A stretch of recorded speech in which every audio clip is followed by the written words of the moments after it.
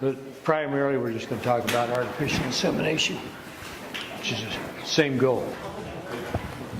Which, by definition, is putting semen inside of a mare with a pipette instead of your natural, normal live cover where the stallion covers the mare.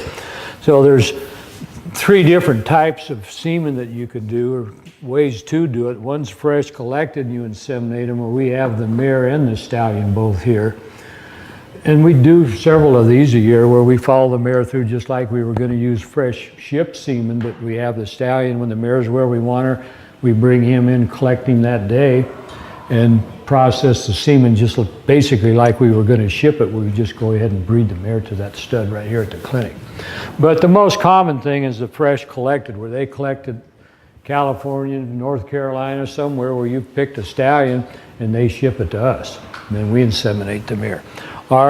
Which is getting more prevalent these days, is using frozen semen, which we'll talk about primarily fresh shipped in the frozen part of things. Frozen's getting a lot more common than it used to be, and works pretty dang good. They've got some new tricks of doing it, and it raises the conception rates up quite a bit. So we're trying to find a baby that runs around and jumps like that. And if you don't get enough out of me, go to the internet. I'll tell you everything you want to know. Nita sent me that one too. So the advantage of it is transportation cost. In years past, when we didn't have the availability of shipped semen and you wanted to breed to a certain stallion, be it California or somewhere, you would have to haul the mare to the stallion, which costs money. She's down there being boarded and whatnot. If you're trying to breed a mare on a full heat, you're shipping an 8-day or a 25-day-old. If you breed on the second heat, you got to put those babies in a trailer and go haul them long distance, which is not the best thing in the world for a neonate. We can reduce disease transmission. Equine viral arteritis, some of these diseases that are spread in semen itself. Most of these stallions, if they're shipping on them, they're decent quality stallions, they have them tested before the breeding season, make sure that they're clean. Coital exanthemus, some of these herpes virus things that the stallion can spread to the mare, we decrease all that because we're just eliminating him covering the mare. Genetic pool and inferior stallions, in the old days, if you wanted to raise a foal, maybe just to raise a foal, you bred to whoever was standing around town. You might have to go down the street and find one or something like that, not necessarily what you wanted to, but in this day and age, people are picking stallions, well, even foreign stallions with shipped semen, but we breed mares from studs. In fact, we bred 3 this week actually. I bred 2 the same stud, but he was, the other stallion was from Georgia. And as far as the shipping part of things, it arrives here at the same time of the day as if it was collected in Phoenix or Southern California or something. So you can go pick your stud no matter where he is. Mare cost reduction, it's a disadvantage too because we have to do more with them. We'll talk about that. But if you took your mare to California and had her bred, she's going to be stuck there for another 2 weeks until they do a preg exam on her, or you're going to bring her home and see if she got pregnant. If she didn't, then you're going to run back with her. So doing the AI, if we did them here, if a veterinary did them at your place, she's there. If we bred her here, when she's ovulated and we're done, she's going home. And I won't need to see her for 2 weeks until we do our preg check on her. Problem mares, meaning that they have reproductive tract problems. You can work on them a lot better doing AI because you're on top of them with the ultrasound and whatnot and seeing if they're having any issues going on before you breed them. Risk of injury, you're not getting stallions kicked, mares kicked, hurt by a stallion, you're not getting the people that are handling the stallion in the mare getting injured too. We still have to, or someone has to collect the stallion, which can get a little wild sometimes, but at least we don't have the 2 horses and 3 or 4 people involved, everybody getting run over.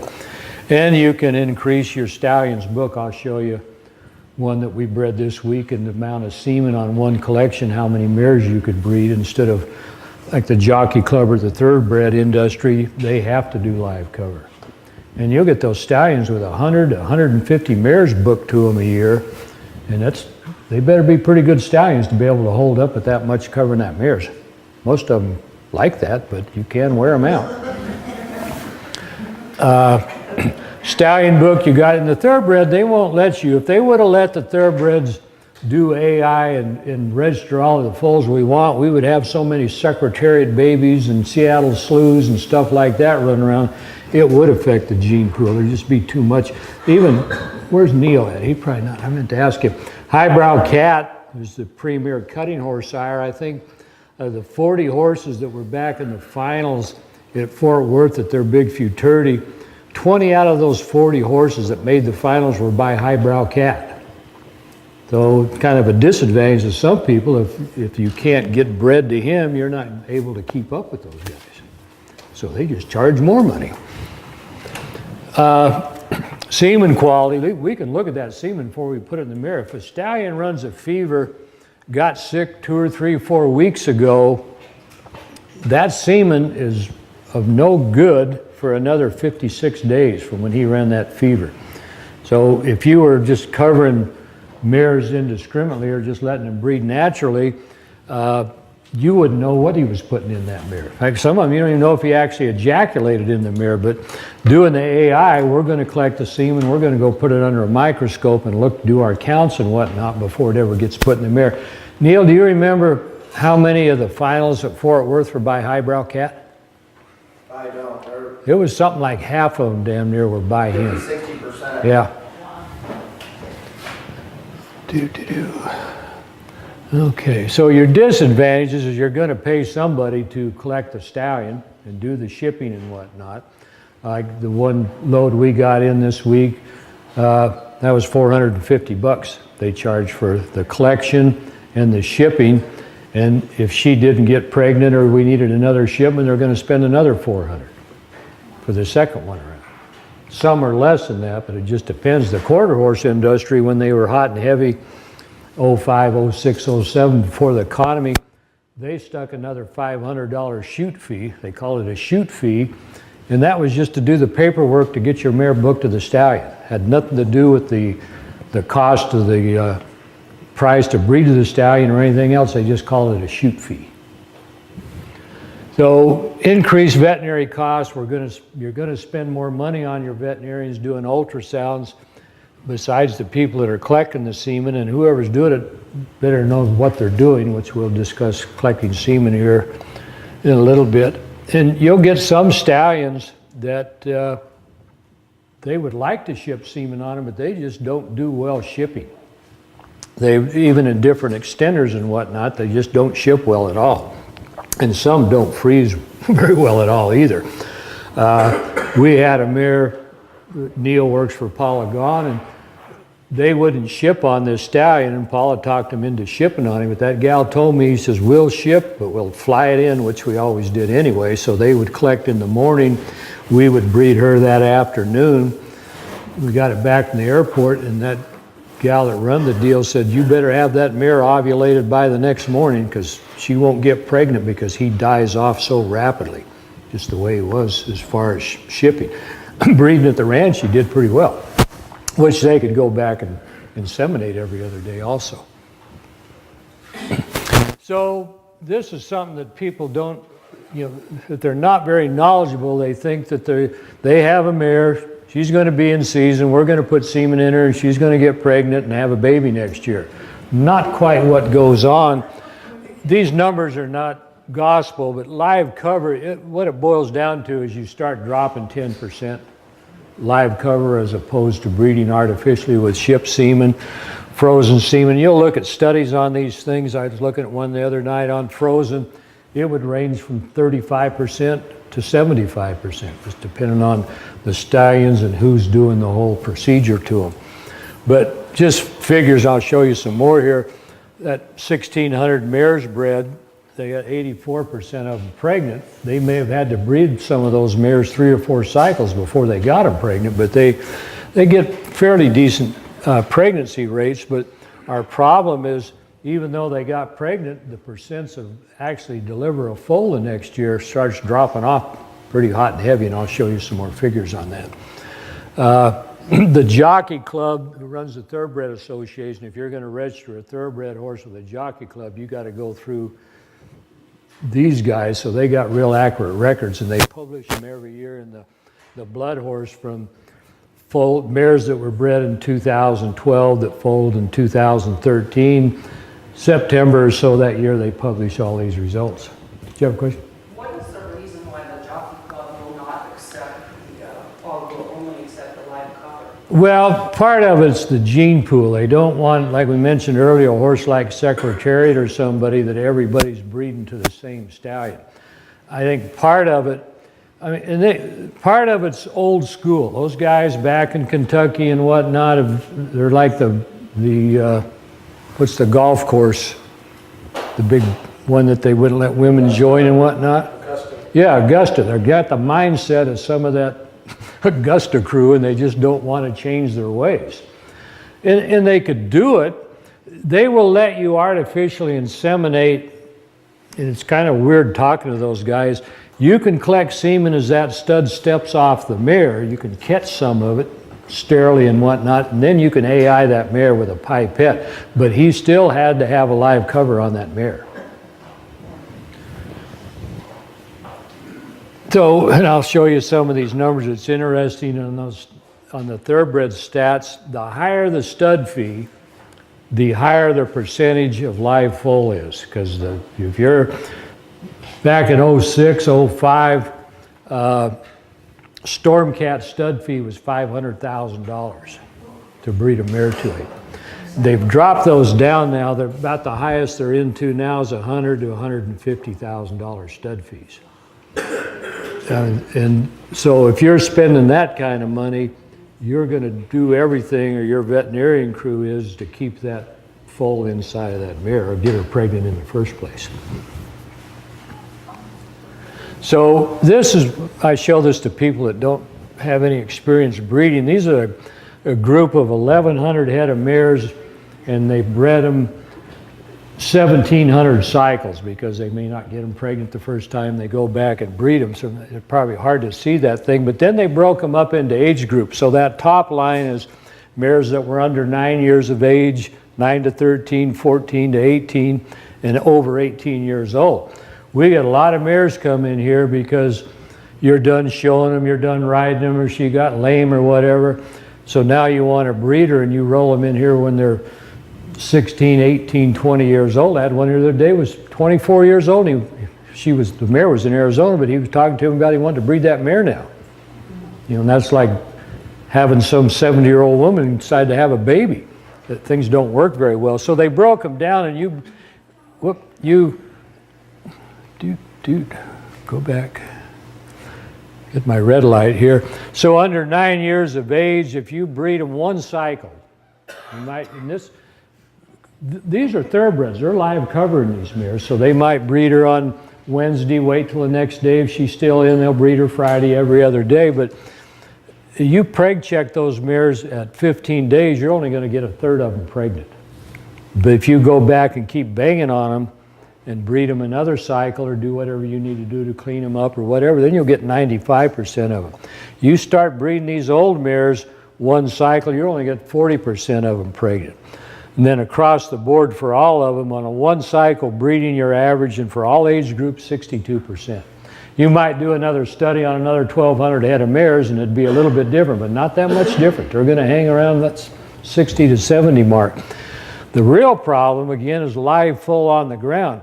These young mares, even though you got 95% of them pregnant at 15 days, you lose 1% at 40 days, and you lose a whole 10% by the end of the next year when they actually deliver a foal.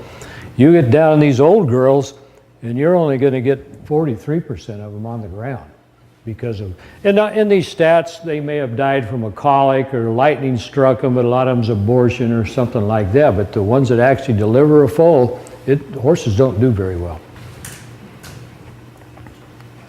So you probably can't see this at all, but these are thoroughbred horses that were bred, again, live cover in 2012. Me and my red light aren't getting along very good.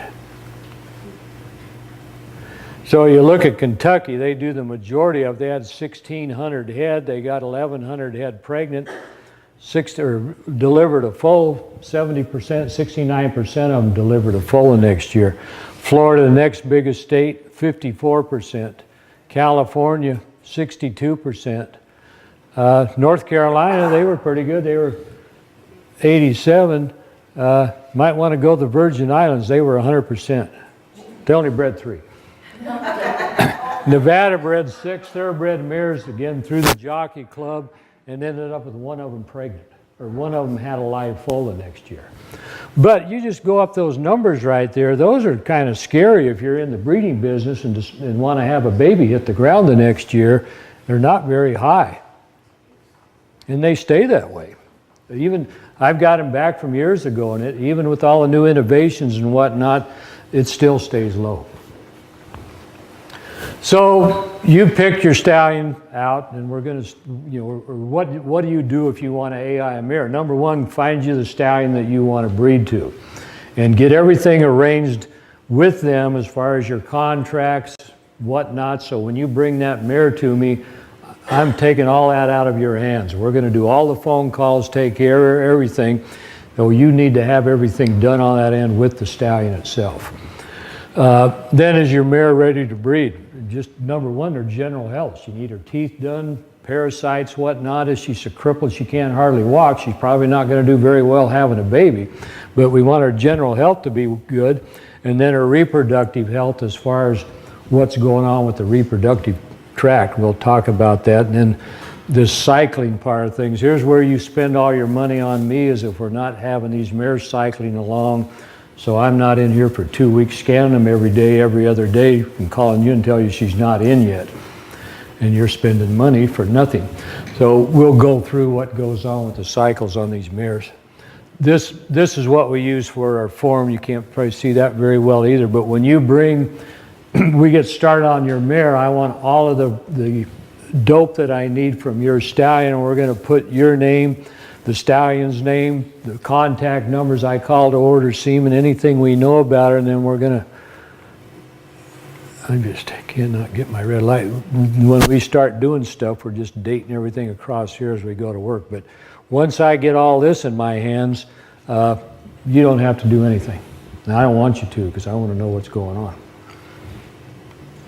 So we're going to talk about follicles and whatnot. A lot of you in here know the story on it, but I'll sit here and talk to people for 10, 15, 20 minutes about follicles and whatnot, and I get done and they go, where's the follicles come from? What are follicles?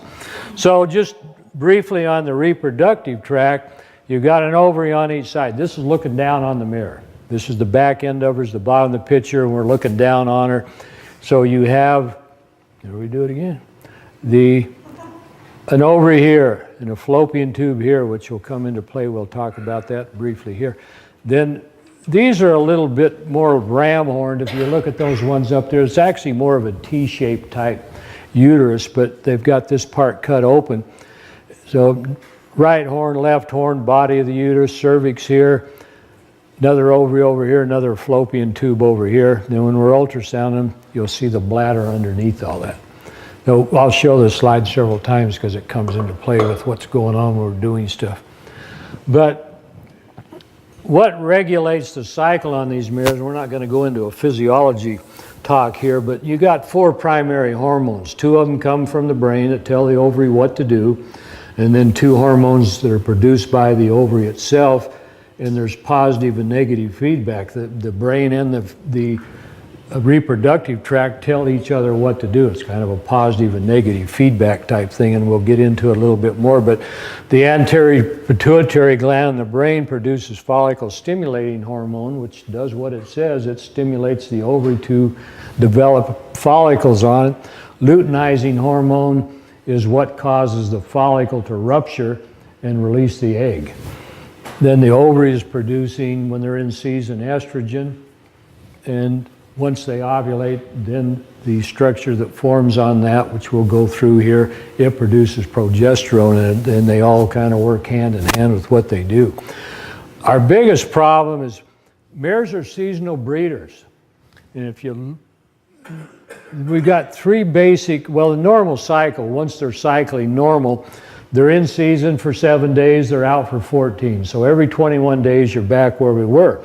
Some mares, that's 18 days. Some is 24, 25. But if you just pick numbers, every 21 days, they're going to be where they were 21 days before that. So naturally, we're going to breed them while they're in season.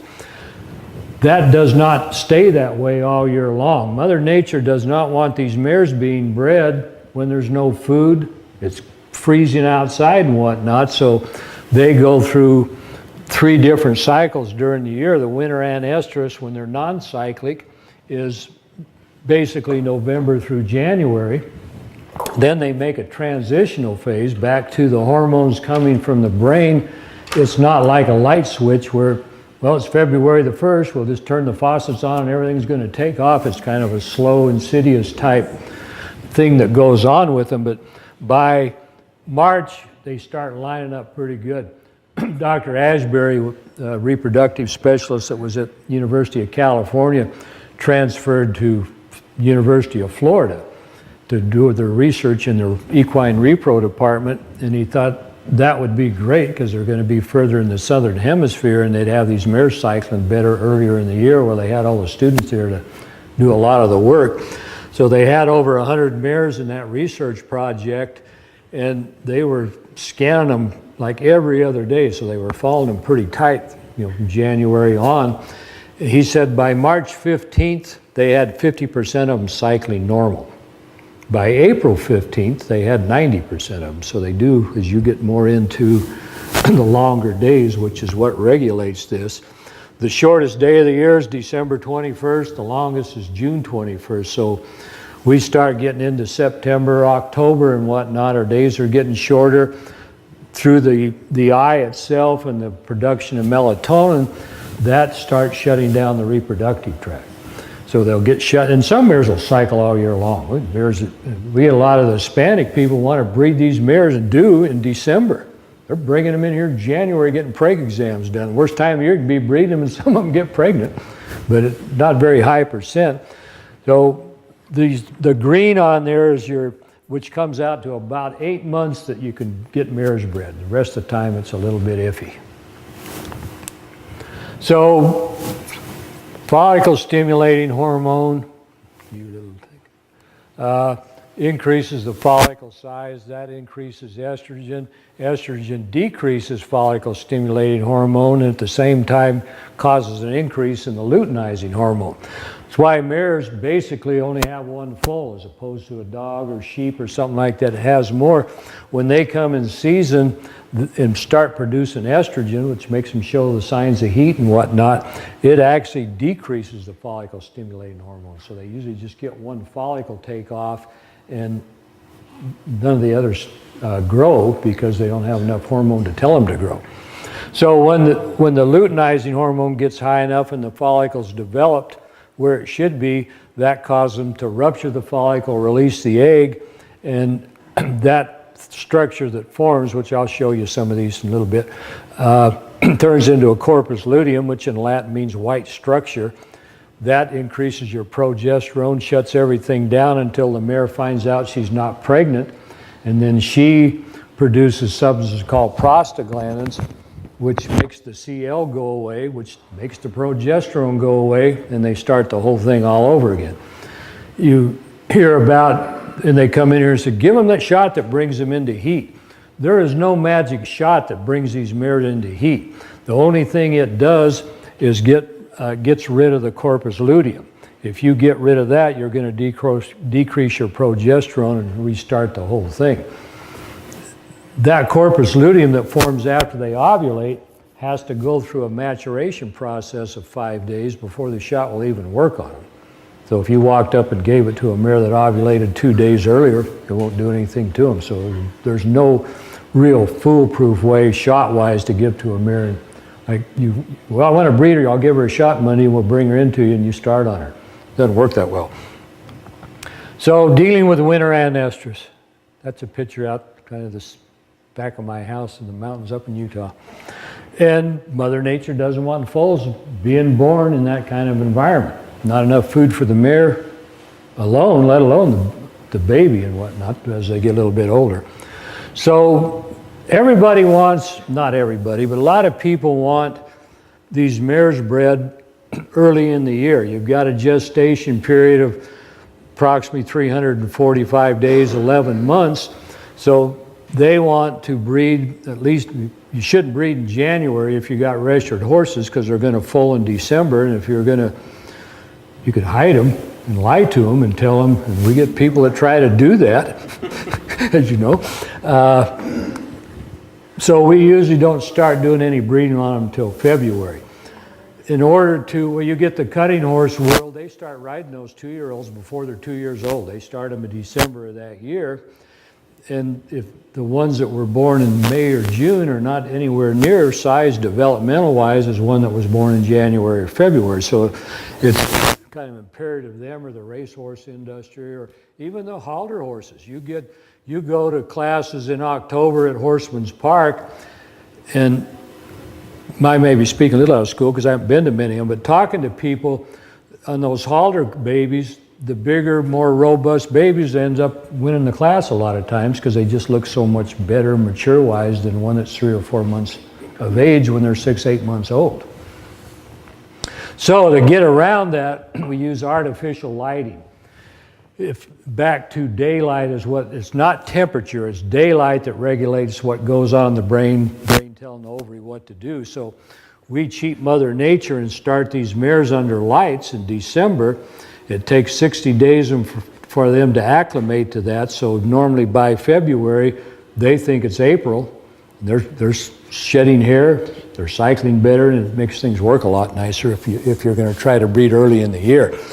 They've got a new deal out, and it's a low frequency light called a blue light. I haven't read that much about it, but they were doing this at CSU back in the 70s. They were putting, if you had mares out in pastures and didn't have stalls and whatnot to put them under lights, they put goggles on them, like racing goggles with little light bulbs in them with a photo cell on them, so when the sun went down, the light came on.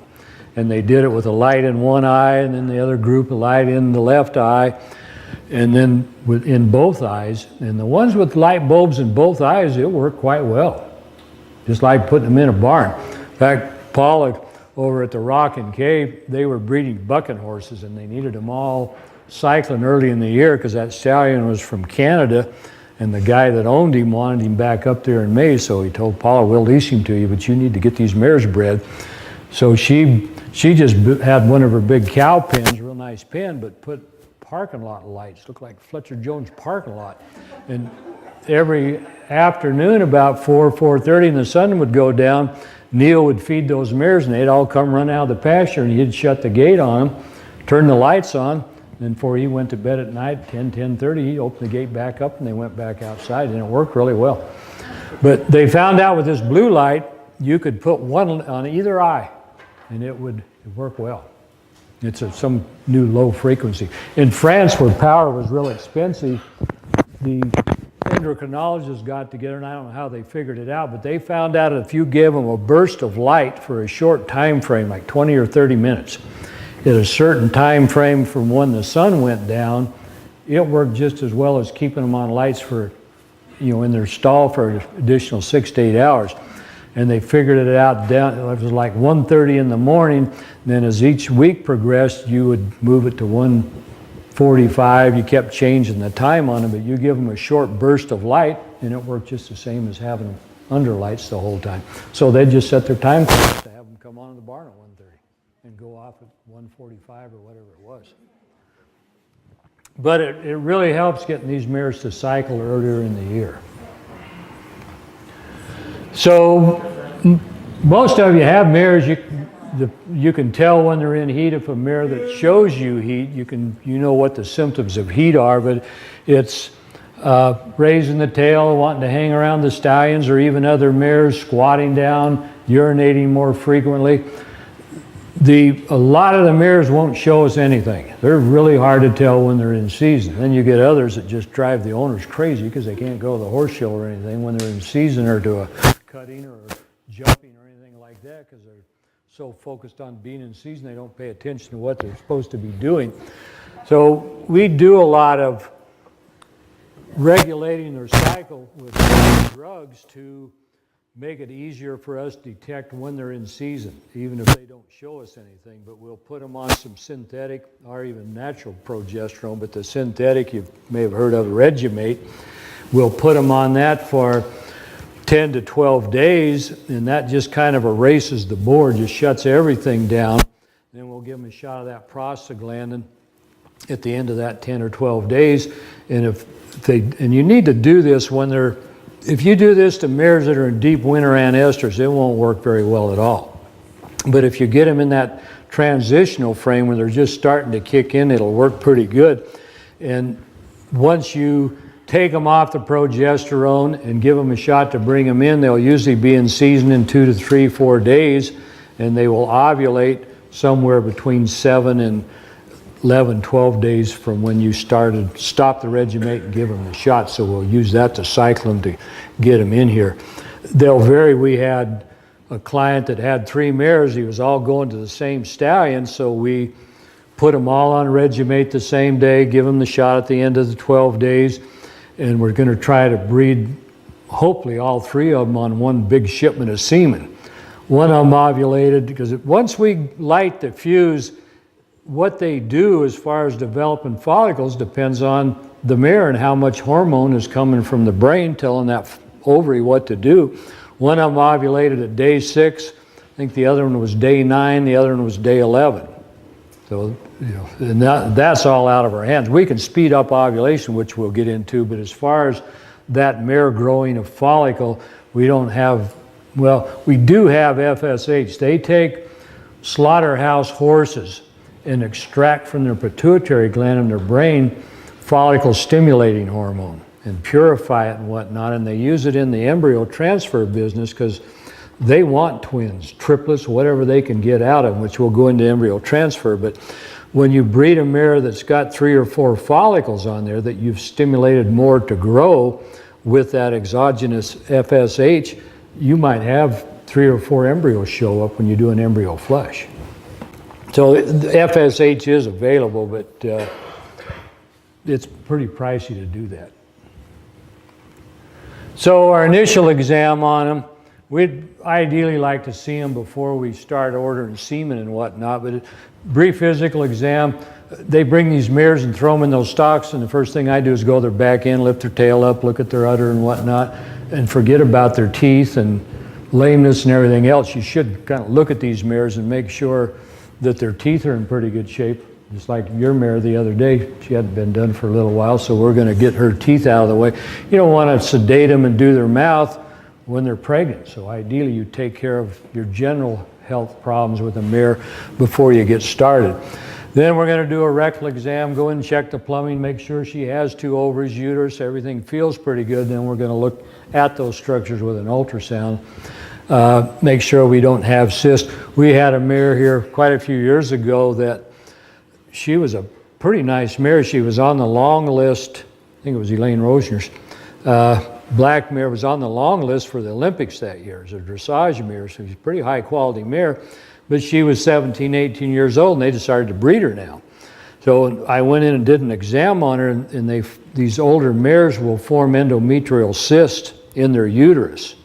These little black glandular looking things, and they don't cause a problem with conception. The ovary and everything is working fine, but when a mare conceives, that follicle, and we'll go back through anatomy here a little bit, they release that egg into that fallopian tube that we pointed out that's right at the end of the ovary. The semen goes in the mare, swims up to the fallopian tube, and they actually become pregnant in the fallopian tube. And then 5.5, 6 days later, the embryo comes into the uterus.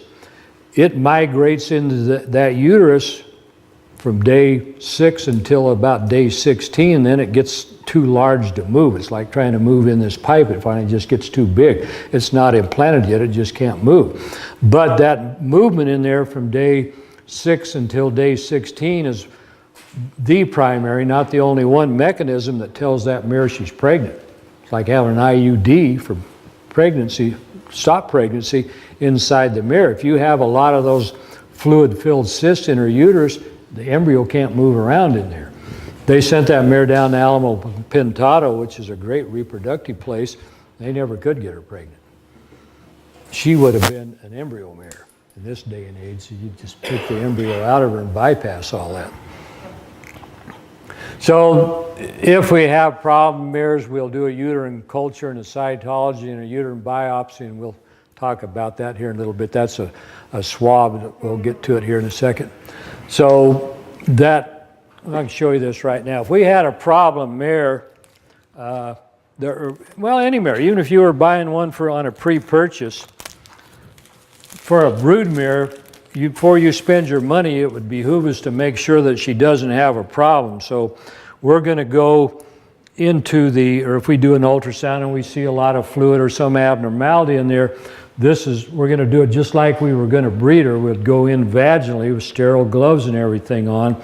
This is a 3-piece mechanism, which I'll pull it out here in a minute. There's a cotton Q-tip on the end of this. So once I go into her, got a finger in the cervix, I pass this into the uterus, then we push, come on, this through, and then the swab up, and leave it in there for 20, 30 seconds, and get our sample, and then we pull it still inside the mirror, pull it back through, come out of her, and that swab never touched anything but the inside of her uterus.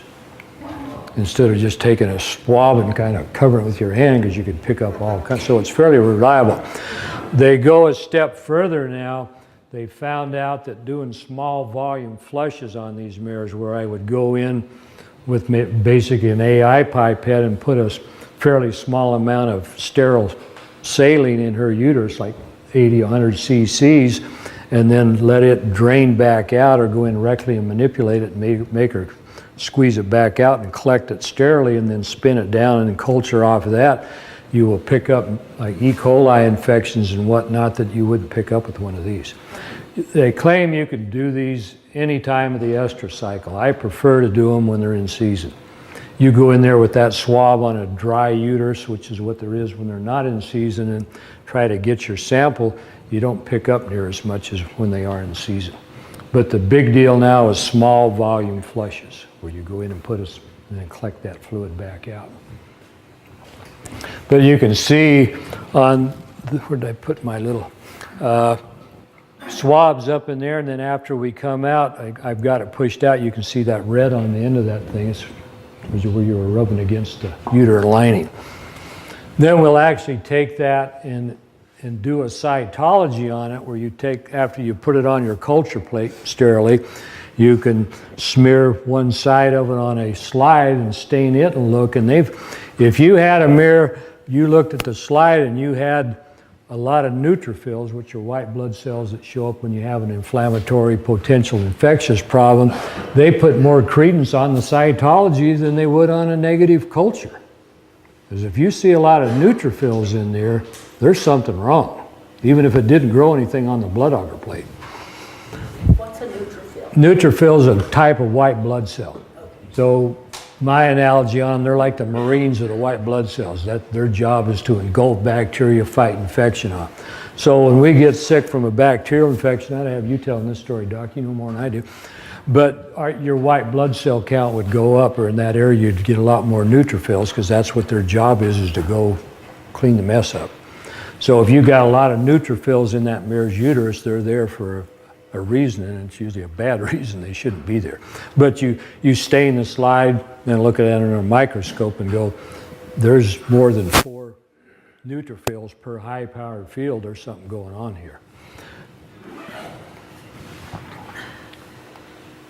Oh, Houston. So the other thing we do is a uterine biopsy. And you actually go through just like you were going to AIM, or just like I did with that culture swab, and we take this big nasty looking thing and go through the cervix into her uterus, and I go inside. Well, you can go in this way. Once I get in them, you open this up. This has got a basket and sharp edges on the side, and I come out them and go back in rectally and actually push down on the uterus a little bit and get a hold of a piece of the lining in her uterus and take it out. and completely painless. They don't even know you're doing it. Then we take that and tease it out of this basket into formalin, send it to the lab, and they do a histology study on it, and it's called the Kinney system after a guy named Dr. Kinney, and they do it worldwide. We're on a grading system. So if you had a mare, I think it's the next slide here, they'll come back grade 1 through 3, which is actually, I don't know why they named it this way, but it's actually 1 through 4. They do 2 grades on the grade 2, but you'll hardly ever get a grade 1 back. You do a 3-year-old maiden mare, you might get a grade 1. Most mares come back a grade 2, and they kind of follows these percentages. But if you were going to go buy a brood mare, or if you brought your 18, 20-year-old mare in here and go, I'd like to breed her, but is there any way we can decrease my chances of not spending a bunch of money for nothing? If we did a uterine biopsy on her and she was a 2B or a 2A, I said, hell, she's got a... What it's actually looking at is the amount of fibrosis or scar tissue in the endometrial lining, which is what's necessary to form a placenta. So you might get a grade 3 mare that's got a 5-10% chance of delivering a live foal. She might be fairly easy to get pregnant because the ovaries aren't affected.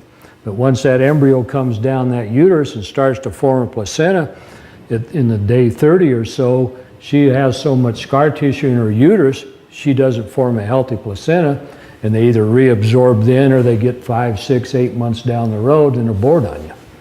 So it gives you an idea where you stand as far as what's going on inside of that uterus, the wear and tear, the endometriosis and whatnot. You can actually do your cultures off of a uterine biopsy. If you're doing everything sterile, you can take that piece of material and put it on a blood auger plate or culture medium, put it in the incubator, and then put it in the formalin, and you can grow bacteria off of that. Or they see the bacteria and whatnot, fungal things and whatnot, when they look at it histologically. But we don't routinely do these or recommend you do them. If we looked at a mare, even though she was fairly young, 10 years old, and was a maiden mare, she'd never been bred before, but when we do our physical exam and her vulva, instead of being straight up and down, is tipped forward, she might have vulvar lips that are overriding. She's been dragging some amount of fecal material into her vaginally and then into her uterus. Even though she's never been bred, she might have a terrible problem going on in that uterus. You wouldn't know about it until you start doing cultures and biopsies on her. So same thing, when we go in with this thing, we're doing the same thing. I'm going to go up through the cervix and into one of these horns. Doing a biopsy, you can do 2 or 3 at the same time. I could go in and get a piece out of the right horn. They found out that one site is basically representative of the whole uterus. But you look at placentas on mares and spread them out after they fold, you'll find areas in that placenta that are white, scarred in, just in different spots. So some mares, they'll go in and take one out of the right horn, go back in, take one out of the left, and take 2 or 3 of them. But across the board, they pretty much come back the same. Where'd my little magic clicker go? So we'll just run this again. When a mare ovulates off of this follicle, and I'll show you some actual follicles here, she's going to get pregnant here in this fallopian tube. You put semen in them, it's coming in here, and it will go to both sides. Even though the follicle's over here, it doesn't know where it's going. It just takes off and goes, and this is why motility, when we're looking under a microscope, is so important. But they get pregnant here, day 5.5, 6, it comes into uterus. When you look at, you can go into those mares that are 12-day pregnant, look at them in the morning, and you'll have and I'll show you some pregnancies, but you'll have a vesicle over here. You can go back that afternoon, it'll be back here, or over here. It moves around in there, which is what tells you she's pregnant. And you will see on your ultrasounds, you'll show them here in a minute, you'll see the bladder underneath there too. So when we start on her, that's what we're doing, is going in with our ultrasound probe and looking at the ovaries, looking at the uterus. I've got a follicle on the screen over there. If 2 things we're going to look at, we'll get into this, the size of the follicle and the status of the uterus itself as far as what we call uterine folds. That's the cutout picture, they've cut the rectum out of this, but this is looking from the mirror, looking to the back. So he's got his right hand in there up on her left ovary. That black thing in his finger is the ultrasound probe, and he's looking at the screen, watching him move over there. Then he'll come down, look at this horn, down to the body of the uterus, back up, and come and look at the right ovary. So we just go back and forth, and this is where your follicles are going to be growing on those ovaries. So when they initially come in here, these mares will have a lot of follicles on them. I looked at one today, I probably could have counted 30, 40 follicles on that mare. Bunch of little bitty small ones, 15 on one side, 15 on the other. She's in that winter transitional type thing, just starting to gear up and come into season. So you look at that one frieze there, there's probably 7, 8 follicles sitting there. That largest one right here probably measures 19 to 20 millimeters across here, and I'll show you some ones we measured. But when they're in season and they have follicle stimulating hormone telling that ovary what to do, one of these is going to turn into the primary follicle on either ovary, and sometimes you'll get 2 on one side, 2 big ones, or big one on the one side, big one on the other. But one of these is going to take off and start growing. They'll usually grow when they're in April, May, about 5 millimeters a day. So when they first come into season, we might have something like that and have a 25, 28 millimeter follicle. And if it's going to grow 5 a day, the next day it's going to be 30, 32. Next day it's going to get up in the 35, 36s. We're going to get on the phone and order semen. There's no need to order semen unless that mare's got getting up into the 30s. They're going to ovulate towards the end of the estrus cycle. So if they're in for 7 days, they're going to ovulate around day 5.5, and you're wasting your time breeding them on day 1, day 2, day 3.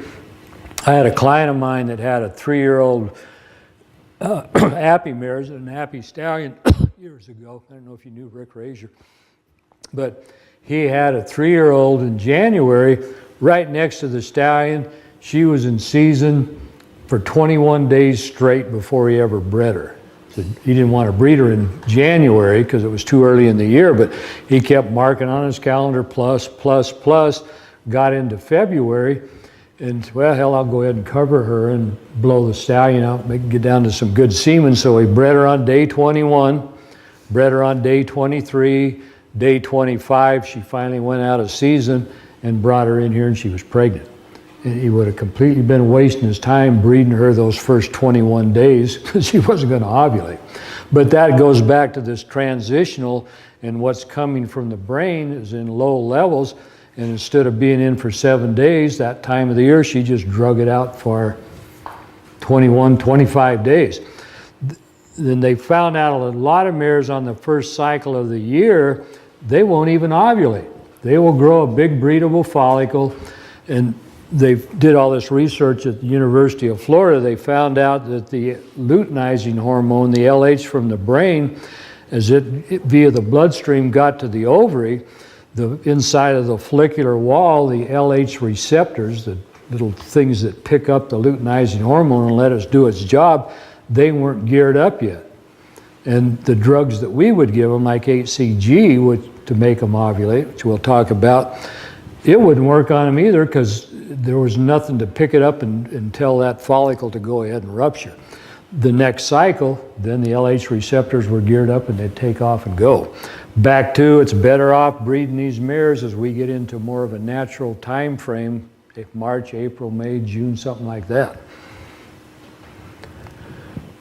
So our problem with AI is we're limited on it. We have a fairly small window. When we collect or they collect semen and ship it to us, it's basically alive for 48 hours.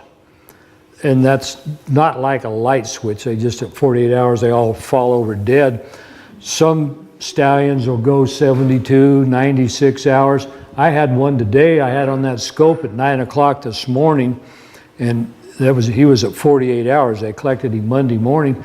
He looked as good as a stud I just collected 5 minutes before that. We left him on that slide. I didn't throw it in the garbage. And Kim come in and looked at it at 2 o'clock in the afternoon. Said, man, that thing's still going like a wild man in there. It slowed down a lot, but I threw it in the incubator and warmed it up a little bit, and he took off like gangbusters. So then you'll get other stallions, they show up here not looking very good. So it's really important that we get good semen.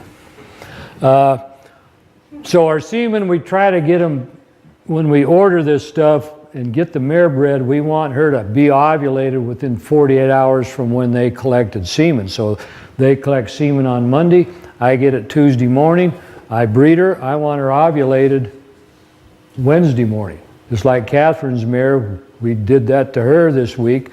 It was supposed to be flown in here, but they couldn't get it on the plane. We were going to breed her Monday night, but we bred her Tuesday morning with the first dose yesterday, scanned her this morning, she had ovulated. She's going home tonight. The egg, once they ovulate and release that thing into the fallopian tube, it's only alive for 6 to 12 hours. So you got a fairly small window here where you need to have semen get to a viable egg, viable semen, viable egg to get a pregnancy. Same thing with your FedEx.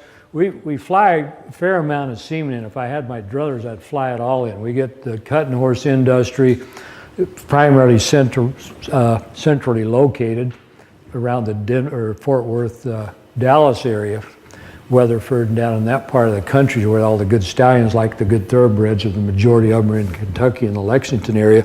But they're close to DFW. Those guys are up collecting stallions at 5, 6 o'clock in the morning, and we've called them the day before and tell them we want a shipment, and I'm putting that semen in those mares.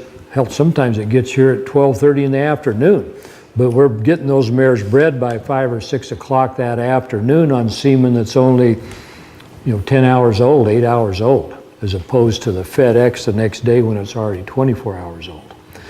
And doing that, I can cheat on them, which we'll get into in a minute. Giving them drugs that will speed up ovulation, I can give it to them a little bit sooner because I know I'm going to have semen here a lot quicker. Then our problem, I think we'll get into this on the next one. Most of them in this day and age, you just don't, if they're busy stallions, you just don't call them on Monday and say, I want a semen collection tomorrow. I go, no, that's not a collection day. They collect on Monday, Wednesday, Friday. Are the busier horses, like these horses in Texas and whatnot, they will collect every other day. So they'll send you a calendar when you get your contract from them, and they'll have the marked on there what days they collect. So they might be odd days in February. The next month it may change, but they will collect every other day. So if they're doing that on our FedEx deliveries, they will deliver on a Saturday on semen that was collected on Friday, but they won't pick up. If you wanted semen collected Saturday, you're going to have to fly it in because they won't pick it, they won't ship it here Sunday morning. So they'll deliver, but they won't pick up and ship on Saturdays and Sundays. So it has to be on an airplane, which gets us in a bind if I'm scanning mares and we're talking about those follicles developing 5 per day, and I get them at, they're 25 on a Wednesday or 28, and on Thursday they're at 30, 32, and I usually going to wait until they get up into the 35s or so before I order. I'm looking at them on Thursday. I got to call the stallion the day before and tell him I want a collection on Friday. But this mare is not very far along. If I don't get a collection Friday and breed her Saturday, I'm not going to get semen until the next Tuesday.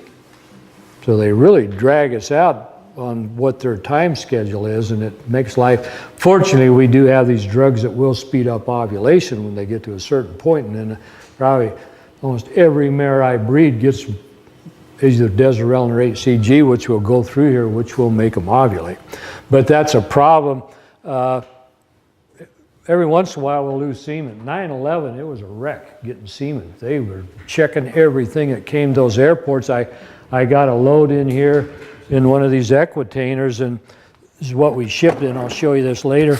But that thing, it was closed and had the tie wrap still on it. I put a tie wrap on it. I took the tie wrap, opened it up, and there's nothing in it. This thing that holds the semen was there, but there was no semen. I called that gal in California that shipped it to me, and she said, I was in the FedEx office, and they made me open it up, and look at it. I put the tie wrap back on it myself. I put the semen in it myself. I know I did. Somebody at the airport, because they were so paranoid about terrorist attack at that time, they opened it back up like they probably had 10 other things there, and they forgot to put the semen back in. Blew the whole deal.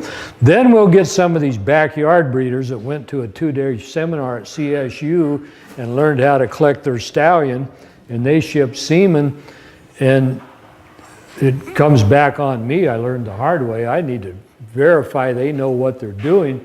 If you're going to ship something on Friday, you need to mark on the form that it's for a Saturday delivery, or they will bring it Monday. And Flicka is already ovulated, and you blew the whole deal. But I had one from Wyoming 2 years ago that she didn't mark it on there 3 years ago, and I sat around here till it's supposed to be here by 10 o'clock Saturday morning, or at least by noon, and finally got on the phone, started tracking it down. They had it in the warehouse at McCarran, that you could pick it up Monday, but you ain't getting it before then because it wasn't marked on there properly. And zip codes, like our zip code is 89130.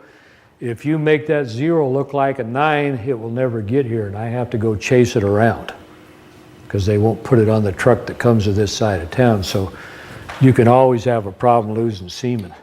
Are you going there? So there's this kind of a picture of small follicles, and then when we get up to a breeding follicle, that's a follicle we'd be ordering semen on, or taking her the size of one that would that I'd put semen into. But 3 days before then, this one might have been the size of that one right there, and that's the one it took off. So we keep checking them until they get to a certain point. That same follicle, this is how we measure them with the curses on there. That's a 41 by 36 by 37 millimeter follicle, which is a nice follicle that you'd want to breed to. You've got to be careful just looking at follicles. I'll get pregnant mares in here, and I do it on every one I check. I roll up on their ovaries, they're 14 days pregnant, and they can have a 45, 48 millimeter follicle on them. They can produce follicles when they're not in season. Kind of muddies up my FSH and progesterone story, but they can actually form a follicle when they're not in season, or even when they're pregnant. So we have to look at their estrus folds also. So that's 4 stages of estrus folds. That's what goes on in the uterus itself. The top left-hand picture here is a mare that, this is the bladder down here with urine in it. This round thing here's her uterus. When they're not in season, that's a pretty homogeneous, just kind of all the same type color and whatnot through it. When they start coming in, you start seeing these folds like spokes in a wheel. My analogy is they're like curtains on a wall. When you open the curtains up, you get folds in this uterus. So if you got a big follicle looking at you, you better have some folds, or that thing is not real. And some mares won't fold them or form them very well, and especially if I've been following them through. But some of them come in here on day 1, first time I ever seen them, and I got a 40 millimeter follicle and no folds. And if you didn't look at the folds, you go, oh my God, we need to call and order semen. And that follicle is not real. It's just kind of residual left over from the last time, and it's not going to ovulate. So as they get closer to ovulation, then we're going to get into these kind of folds here, and these are real heavy folds here. You get like that, and you're within 24, 48 hours, or more like 24 hours, they're going to ovulate. They actually, and this is all because of the effect of estrogen, relaxes that uterus and lets it kind of sag in on itself, and you're just seeing different folds in the uterus. They go, before they ovulate, these will start going back down. So if I see one of those like that, I say, we probably got 2 more days on this mare before she's going to ovulate, because they start out as scant, fair, good, heavy, then they go downhill to good to fair again, then they ovulate. If you get a mare that ovulates and looks like that bottom right-hand picture, something's wrong. As a rule, they've got some kind of inflammatory reaction going on in the uterus. But it's important to look at the folds on these mares. So back to these medications, follicle stimulating hormone grows the follicle, luteinizing is going to make it rupture, and almost every mare that we breed is going to get one of the others. HCG is human chorionic gonadotropin, made from, that's from urine or blood of a human being. They purify it, and it is luteinizing hormone that we use to make these mares ovulate. So if you have a follicle that's 35 millimeters or greater and you give a mare a shot of this stuff, it'll pretty much ensure she's going to ovulate more like 42 hours than 48, and it works on a good 90% of them. Some older mares don't respond very well to it, and they don't read the book and they don't ovulate. Desirelin is a GnRH stimulation. It actually tells the pituitary gland to produce more luteinizing hormone. And a lot of these, and you can give it on a smaller follicle and it'll work. So if they had me on one of those Thursday deals and I have to order semen for Friday or wait all the way till the next Tuesday, and she has developed a follicle, even though it's fairly small, I can use Desirelin on them and it'll speed them up a little bit quicker, or at least the follicle doesn't have to be as big. And some of those, I'll give them HCG on top of the Desirelin the next day, just to pour a little more gas on the fire to make them ovulate. My single biggest problem breeding these mares at the end of the year, as we go along, is getting them to ovulate within that 48 hours from when that semen was collected. And the earlier we are in the year, the tougher they are to do. But those two drugs really help us closing our window down and getting them to ovulate. So whether we're breeding a mare here, we call them, and they're going to collect semen, this is basically what they're going to go through. This is an artificial vagina. And we didn't put the other part in here, but this holds water. We take this off and put water in here, and it fills up in this bladder, and it's fairly movable and whatnot, but it's going to act like a vagina. And then we have another liner that goes in here that the bottle's going to hook to the semen collection bottle. But your temperature and whatnot is critical on these stallions. Anything you do that semen is going to touch, you better have everything lined up as far as temperatures on them, because heat, especially heat, will really kill semen in a hurry. Stallion semen is fairly viable at room temperature. We'll collect these studs and have it sitting on that counter, and from 9800 degrees down to 63, it can drop fairly rapidly there, but it's very fragile from 63 to 42. So everything that touches that semen needs to be at the right temperature. So that even that blue cover over that thing, underneath that blue cover is this bottle right here, which is sitting on there. That's hooked to the end of a second device that we put in here, and that's what he's going to ejaculate into here. We even put that cover over it just to maintain the temperature on this bottle. And everything that touched that semen came out of that incubator that's sitting over there. So our flask that the cylinders is going to go into, that blue cover, anything that touches that semen is in this incubator at the right temperature.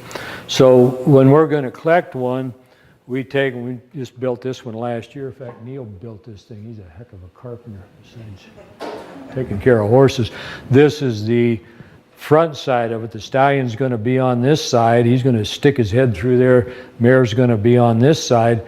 We need to tease these stallions, have them drop the penis down so we can clean them up, and you need to do this every time. So we're collecting clean semen, not a bunch of debris in it and whatnot. So this is a picture of the old one we had, and Kimmy's got the mare holder on that side.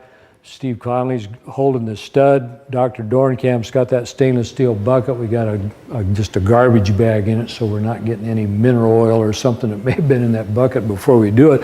But we have him drop down, back him off a little bit, and do a scrub on him. First collection of the year, or even before the collection, you clean them up like you'd normally clean a horse's sheath. You use soap water, clean them up real good, but don't want to hardly ever use soap on them again. We just clean them with a clean cloth and whatnot, and keep it at the right temperature. Actually, you should have a thermometer in there before you walk out there to clean them, and keep it right at 100 degrees or a little bit above. But we clean the stud up, then we run back in here. This has already been put together. I've already got my warm water and thermometer in it. And we come back in after we've got him clean, everything's ready to go. Then we start hooking, take the collection bottles and stuff out of the incubator, hook it on and run back out and get him collected, which is, this is the Phantom that he is going to jump up onto with the mare standing over on the other side of it.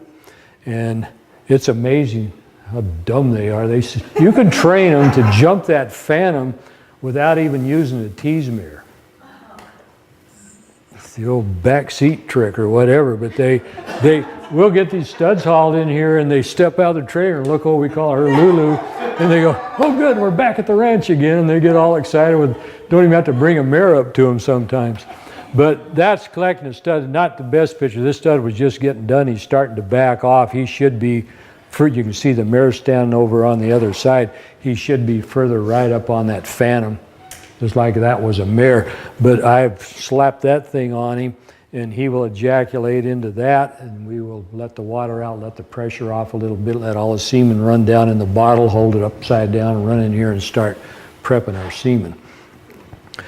So once we come inside, this is a fairly small object. This is what we do our semen count with. There's a little bottle there with formalin in it. You put it in, lift that lid up, and you zero it out, and it's going to count how many semen per cc that he ejaculated, because you need to know your numbers before you ship.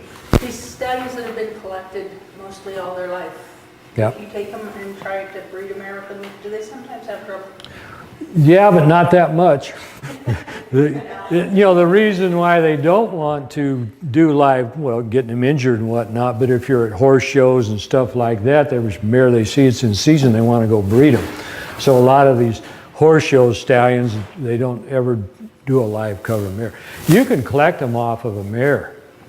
And I have a quick story we were back in Lexington, and we were at Gainesway, big thoroughbred farm there, and was upstairs with Dr. Uppenauer. Those places are really fancy, big, huge room, bigger than this, and he's upstairs with these big glass windows, and he showed me an ultrasound picture of this mare's ovary from that morning, big follicle on it. She's standing down in the breeding area with a hobble on her left front leg, had her hobbled at the knee, had her like that, so she's standing on 3 legs, had her sedated, had a twitch on her, had a month-old foal at her side, had a chastity belt over her hind end, and they brought another stallion in, just back to they won't let them artificial inseminate, and they let this junk stallion mount her to make sure she wasn't going to kick the heck out of him. And she stood pretty good. Then they brought Vaguely Noble, which is a really high-dollar thoroughbred horse at the time, let him come in and breed her. And Dr. Uppenauer said, that's how I got that foal out of her last year. I got a window of 6 hours or so that you could get this mare bred. But she was a stakes-producing mare, so they put up with her. So that we get a count on the semen. We know how many sperm are in that collection dose per cc, because the numbers are important. What we'd want to do is when we're shipping semen, you need 500 million sperm that you can get them pregnant on less, but basically the number is you want 500 million sperm in that mare. When they're shipping semen, they usually send us 1 billion. So we're getting it 24 hours later as it's dying off in the semen extender and whatnot. We still got our 500 million to put into them.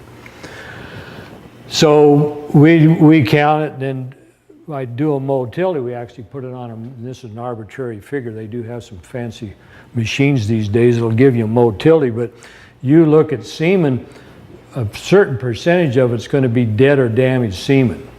Broken heads, broken tails, not moving. And when we talk about progressive motility, these things that have used a phase contrast microscope, they're actually rotating 360 degrees and running all over the place. So you'll have motility where some of them are kind of moving around and they're spinning in circles, and then you got progressive motility. So they'll put 2 numbers after they look at the scopia. They go, he's 70% motility, 60% progressive motility. But you take that number and times it by the total number that it gave you off that little machine and go, like the numbers I put there, if I stuck it in my little semen counter and he came back 200 million per cc, but only 50% of them were good, I only have 100 million per cc. If I want to ship 1 billion, I got to send them 10 cc's of that. So then you mix that with semen extender, which is what keeps it alive. The semen extender is usually a protein, egg, milk type different thing that they mix in there. That semen is going so rapidly that it would just run out of gas and fall over dead within, a few hours. So the whole thing behind shipping it is feeding it and then slowing it down, like doing heart surgery where they cool your body down so low to slow your heart down. That's what we're doing when we ship semen, is getting it cold to slow down its physical activity and let the semen extender feed it at the same time to keep it alive. So this is one I just got the other day. If they're sending them from good places, they will send me this sheet. So this stallion had 60 cc's of semen. When they came, they collected him, brought it here, put it in a graduated cylinder and measurement. He had a volume of 60 cc's that he ejaculated with a pretty high concentration. If we can get him around 200, 250, something like that, but he had 448 million per cc. Of that 60 cc's, I had a half a billion right there. But when the raw motility was only 50%, once you extend it and put it in that semen extender, it perks it up, and he had a good motility of 70%. So you do your math on that thing. Of that 60 cc's, they sent me 5. He adjusted his numbers here, but he said all I needed was 5 cc's to breed to a mare. So you could have bred 12 mares off of that one collection. Whereas the thoroughbred industry won't let you do that, and you got 150 mares booked to this stallion, you better be on top of them and go, we're going to hold off on these 3 today because they're not as long as these other 2. We'll breed him this morning and again this afternoon. But they better be they actually take those thoroughbred stallions before they start booking them and collect them at least 10 days in a row. Not breeding mares, they're just collecting them earlier in the breeding season. They do analysis on this semen and find out what his storage capacity is to gauge how many mares they can book to him. You'll get some stallions, they will only book maybe 30 mares to him. Whereas if he was a better stallion, they could have booked 90 to him, but he just won't hold up. So they sent 5 cc's of raw semen, and they put in 45 cc's of semen extender. So when I get it, that's what I'm looking at. 5 cc's of that would be the actual raw semen, and then this other white stuff is the semen extender. And it comes in this container here, which we'll talk about, and if they send me 2 doses, I'd have 2 doses inside of here. This is the leftover dose on your mare. We got 2 doses on her Tuesday morning. She was ovulated this morning, and they sent me, these guys sent me 1.6 billion. They sent me 2 billion per dose on your mare. So you shouldn't put 2 doses. If your mare is already ovulated, you shouldn't put the second dose into them. It can just cause inflammation in her uterus, which we'll go through here in a minute. That's why that dose is still left, because I put 2 billion into her yesterday. I only needed 1 billion, or only a half a billion really. So she had plenty of semen in her. She'd already ovulated this morning, so I didn't put the second dose in her. And most of them, when they're busy, they'll only get 1 dose. We'll get some of these cutting horses, they'll just tell me, or they even show it on the paperwork, 0.6 instead of 1 billion. They say, you're only getting a half a dose, we got too many. I called on a mare for Polygon the day before to order semen, and the lady that runs the whole deal said, well, we'll see what we can do. We got potentially 19 mares going to him tomorrow. Hopefully some of those mares that we bred yesterday will be ovulated, and we'll have something for you. And they just put right on their paperwork, half dose. Then if they're good studs, it works. But people always go, actually the semen, when it goes in the mare, when I put it in the uterus and it swims up to that fallopian tube, whatever small percentage get up there, which is where this motility comes into play, they have to be active. Going that far in that uterus is a long ways for a little bitty sperm. So they have to be very active, strong to be able to get to that, and they split and go both ways. But the majority of that semen is pushed out there by the mare. You don't need very much in them, which we'll talk about using frozen semen because it's a different ballgame. But see on his, I had total number per dose, I had 1.6 billion instead of 1 billion. So they sent me extra.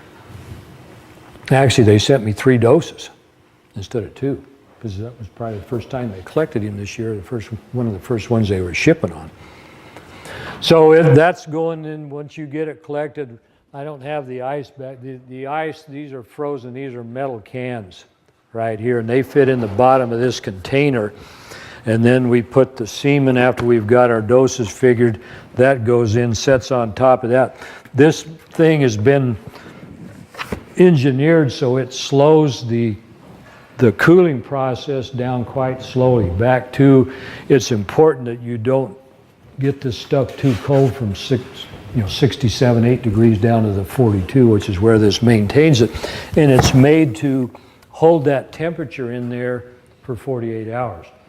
We'll also get them in containers, these bioflights and whatnot, and they work great the first 24 hours, but they're just a styrofoam thing that you put ice bags into, and the semen is usually in syringes that are inside of here. They preload them in the syringe, put this on top of it to buffer it a little bit, put an ice pack on top of it. And they're disposable, you kind of throw them away.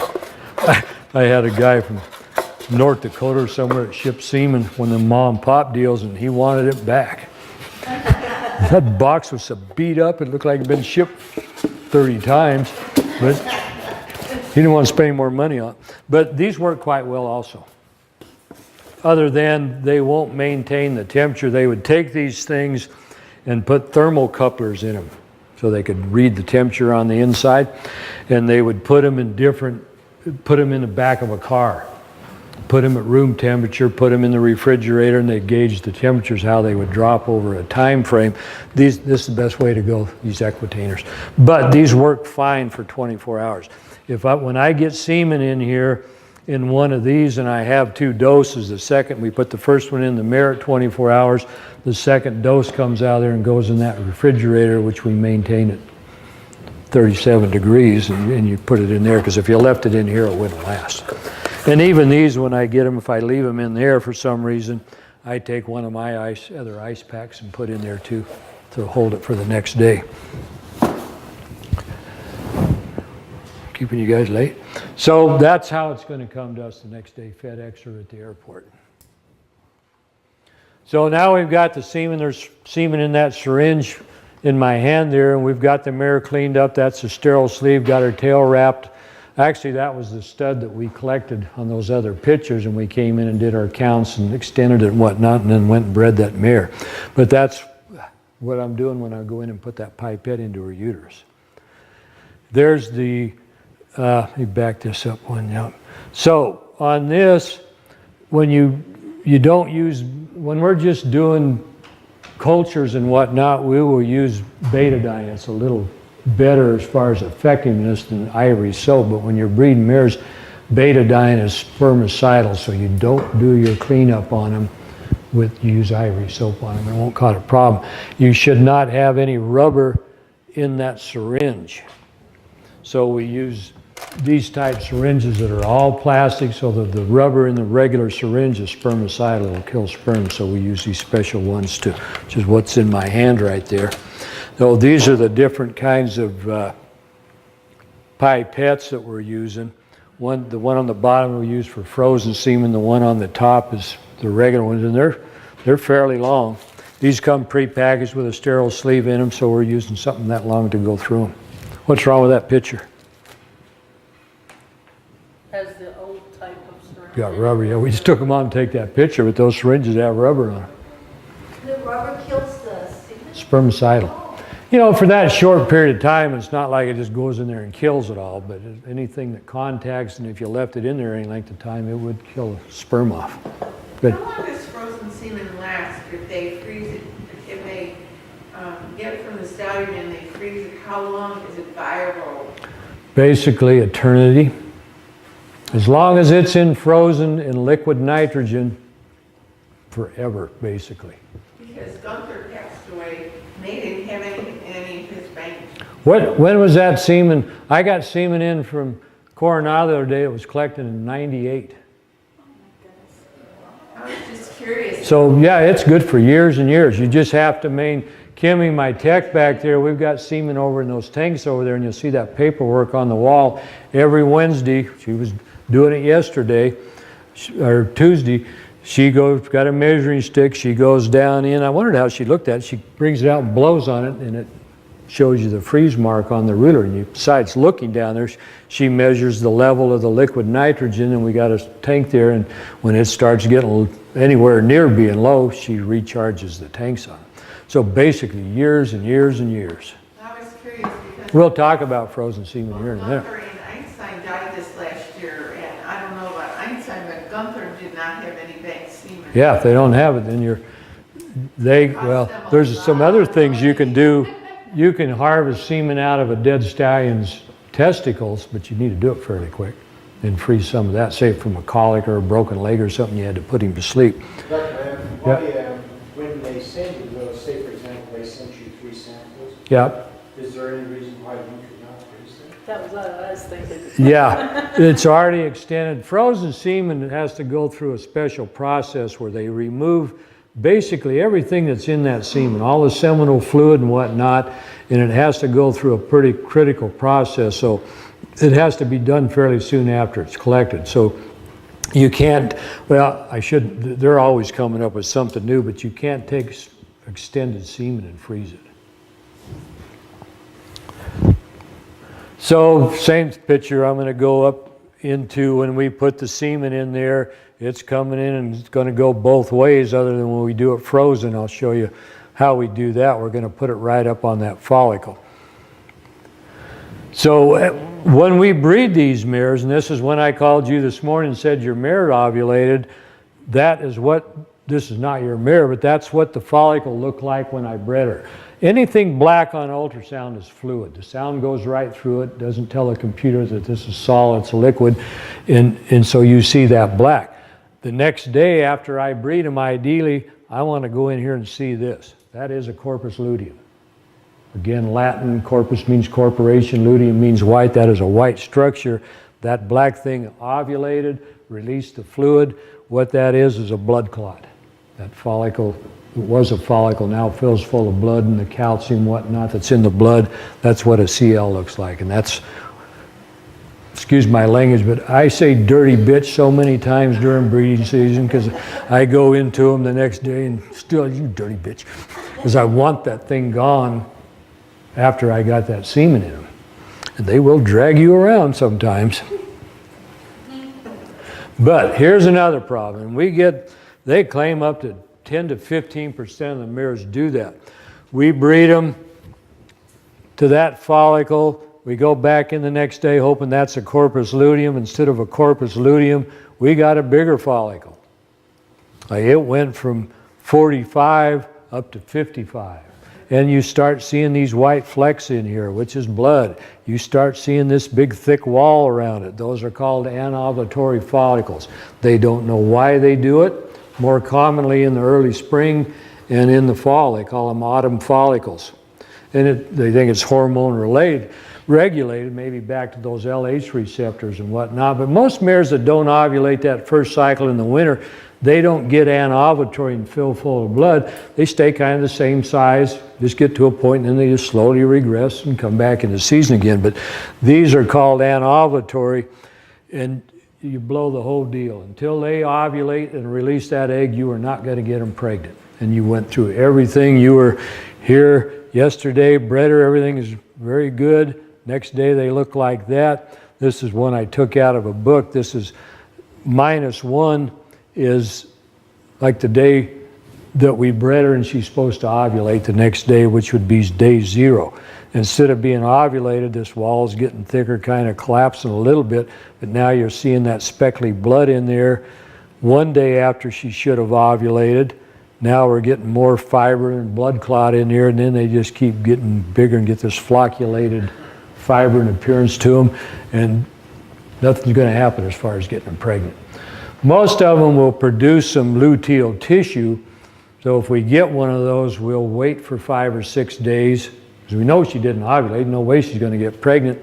We'll count off 5 or 6 days and give her a shot of that prostaglandin, which makes the corpus luteum, a real corpus luteum, go away. But most of these do form some luteal tissue, which would keep them out for 2 weeks, and we'll hit them with prostaglandin and jumpstart them back in again.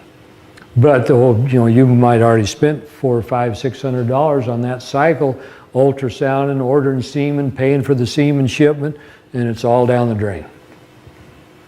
Nobody's fault but Mother Nature. So you'll get double ovulations on these mares. That's the same follicle we've been looking at, but you might go look at the left ovary and have one that looks like that, go over here and you got the same thing on the right side. Or you can have 2 big ones on the same side. We had a mare, well, we had 3 mares last year we did embryo transfers on and got double ovulations on all 3 of them. Ended up having 6 babies are supposed to be born this year from 3 breedings. But if you're not, excuse me? Tell them to figure on that deal. You gotta pay for a second. Yeah, we had a client, they were breeding, they got a lot of money anyway, but they were breeding with frozen semen to Dash to Fame. It was a very famous racehorse, and all the barrel racers at the NFR, everybody would like to have a Dash to Fame horse because they, besides being great racehorses, are very good barrel racing horses. But we had 1 dose of frozen semen on him, stud fee of $12,000. They bred to another quarter horse at the Lazy Ranch. The stud fee on him was $12,750. And I got 2 embryos out of each one of those mares, which to get them registered, you got to pay another stud fee, which the husband wasn't real happy. The wife was tickled to death though. Imagine that. Yeah. So you just don't go in and go, well, there's a good follicle on this right ovary, and then the next day when you're checking them, just go look at, you need to go look at these mares on both sides and follow them through. You can have, they actually have an LH surge, the stuff that makes them ovulate, about 36, 48 hours after they ovulate the first follicle, they have another LH surge. And if you're not keeping track of follicles, you'll have another follicle that was only a 32 or something when she ovulated that 45, and she will go ahead and ovulate that second follicle. And if you had a viable stallion with semen still alive in that mare, you could catch that second ovulation even though it's 2 and 3 days after the first ovulation, which is important when you're back on your preg checks to go, oh, there's one, and you'll take a picture and let them out of the stocks. You need to go look at that uterus and make sure there's not 2 of them in there. And those things are hard. We'll go see some of these in a second. But you can start detecting embryos in that uterus at day 10. They are really, really small. But routinely, you can find them at day 11 after they've ovulated. But if you went in on a mare at day 14 and weren't looking real close, she may have a 14-day pregnancy. She may have a second one that's only a 10-day pregnancy because she ovulated later on a second follicle and that semen was still live. They took mares on live covers, and mares that were in season had follicles on them, estrus folds, and they bred them one time. And then they never bred them again at all that cycle, but they followed them on through daily to see when they ovulated. This was live coverage, so semen lives better in them. But they had a couple of those mares went up to 7 days after they were bred before they ovulated and got pregnant. So some of those stallions will stay alive in those mares a long time. And if you had a second ovulation 2 and 3 days after the first one, you got 2 of them in there that aren't the same size. Like I'll show you day 12 and they were 12 and 13 or 11 and 12. I'll show them here in a second. But you want to check your follicles close. In fact, there's one right there. Those are 2. I didn't even breed this mare. I bred mares for this guy, and he had her bred in Utah, and he brought her back down to, lives up in Alamo actually. Real nice racehorse mares, but they told him circumstances, well, it was in May. He wasn't going to breed her anymore anyway, but they told him when they bred her that she had 2 big follicles on her. So I said, well, you get her down here by day 12, 13, we want to make sure. But that's from what their records were. Here's the sizes of them.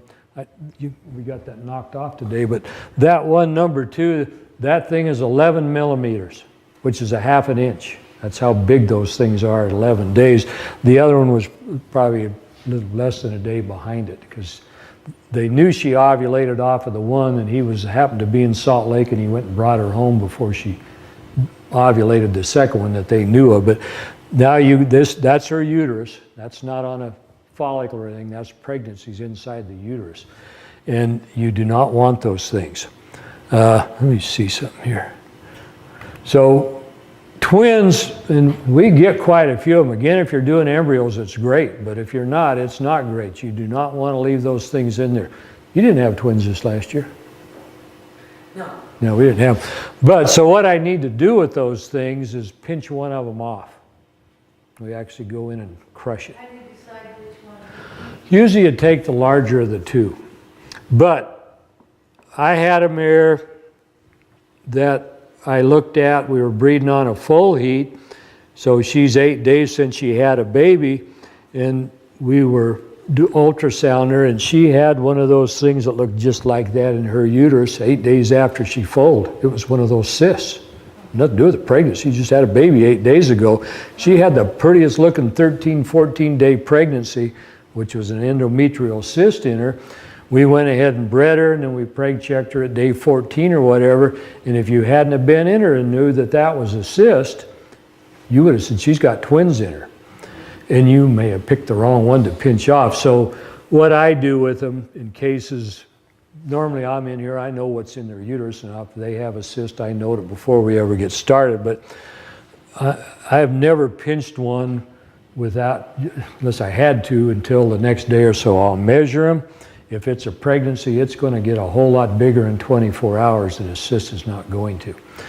Back to, when they come down in there at day 5.5, 6, they're going to move in that uterus until day 16. So I want to be able to get to them where I can still move them around. So like those twins there, we would go in with our probe and kind of, sometimes this takes 30, 45 minutes, but you kind of get in between them with that probe and look on the screen as you're doing it, and you get them, here, you move over here and you move over here, and they'll move fairly easily. Then you use your finger and the probe and go, you get up in the right horn, you get over in the left horn. It's easier for me, I'm really doing left, I scan left-handed, but it's easier for me to pinch up in here. But you'll get them up in that horn, and you can feel them. Especially if they're 15 days, you just pop them, and it's just those little shipping air bubble things that you have, and you pop them, plastic stuff. You can feel them pop, and then I'll just put my probe on them real quick, and they look like an aerial shot of Lake Mead. You can see that fluid dissipate and start rolling out of there. And you better get a picture in a hurry, because it just kind of disappears. But some of them are so tough at 13 days, I've sit there and they just jump back and forth until my arm gives out, and I bring her up here in a couple hours later. If they're like this, here what happens in a mare, and they claim that up to 17% of mares have twins in them, but if they got to day 16, 17, you went into them because you didn't see them before then, and you had 2 of them in that same horn like that, usually they'll do self-reduction. One of them will elbow the other one out of the way, go, sorry, 3-dimensionally, I need to attach to this uterus, and you lose. And they get rid of one on their own. But if you had one in the right horn, one in the left horn, they're both going to take off on you and continue to grow. And very unlikely she's going to have twins full term, and usually they're going to abort 9, 10, 12 months down the road. There's just not enough room in there. So we move them around, and I've done about 3 of these. They call it the slap technique. You can move them over here, get one of them up here. You can move that rectum around fairly easy, and you just lift your probe off them and slap them. And they're so fragile, you just pop them with that. I can't go whacking them, but I can move my finger and go pop with that. It's like that was a uterus, and slap that thing, and they'll just rupture. Some guy in Australia figured out how to do that and wrote it all up. So that's the slap technique. So One of the problems we get into with older mares, and this is back to cost and doing AI, and is every mare that gets bred has an inflammatory reaction in her uterus, especially with frozen semen. So most healthy mares, within a matter of 8 to 12 hours, cleans themselves up through their natural lymphatic reabsorption of that excess semen and whatnot, or any fluid they may form. And then by the release of their own oxytocin, they constrict their uterus down, push it out through the cervix. These older mares that get into this post-breeding induced endometritis, and they found out they're actually reacting to semen itself. It's foreign material in them, they want it out of there. So the good motility, you get a small percentage of them get up in those oviducts, they need to get rid of the rest of it. If they don't do that, or lost the ability to do that through lack of myometrial contraction as they age and whatnot, they don't respond to oxytocin, they don't squeeze their uterus down and push it out the cervix. We have to go in there and clean it up for them. Back to, you leave that stuff in there, that embryo comes down in that uterus at day 5.5 into a big cesspool of inflammatory fluid. It's dead. You go preg check them at 14, 13, whatever days, there's nothing there, and yet that mare was pregnant. So we have to go in and clean house for them, which when we see that fluid in there, you can actually go into those mares 2 hours after you've bred them and you will not disrupt the pregnancy. That semen went from her uterus up into a fallopian tube in 2 hours.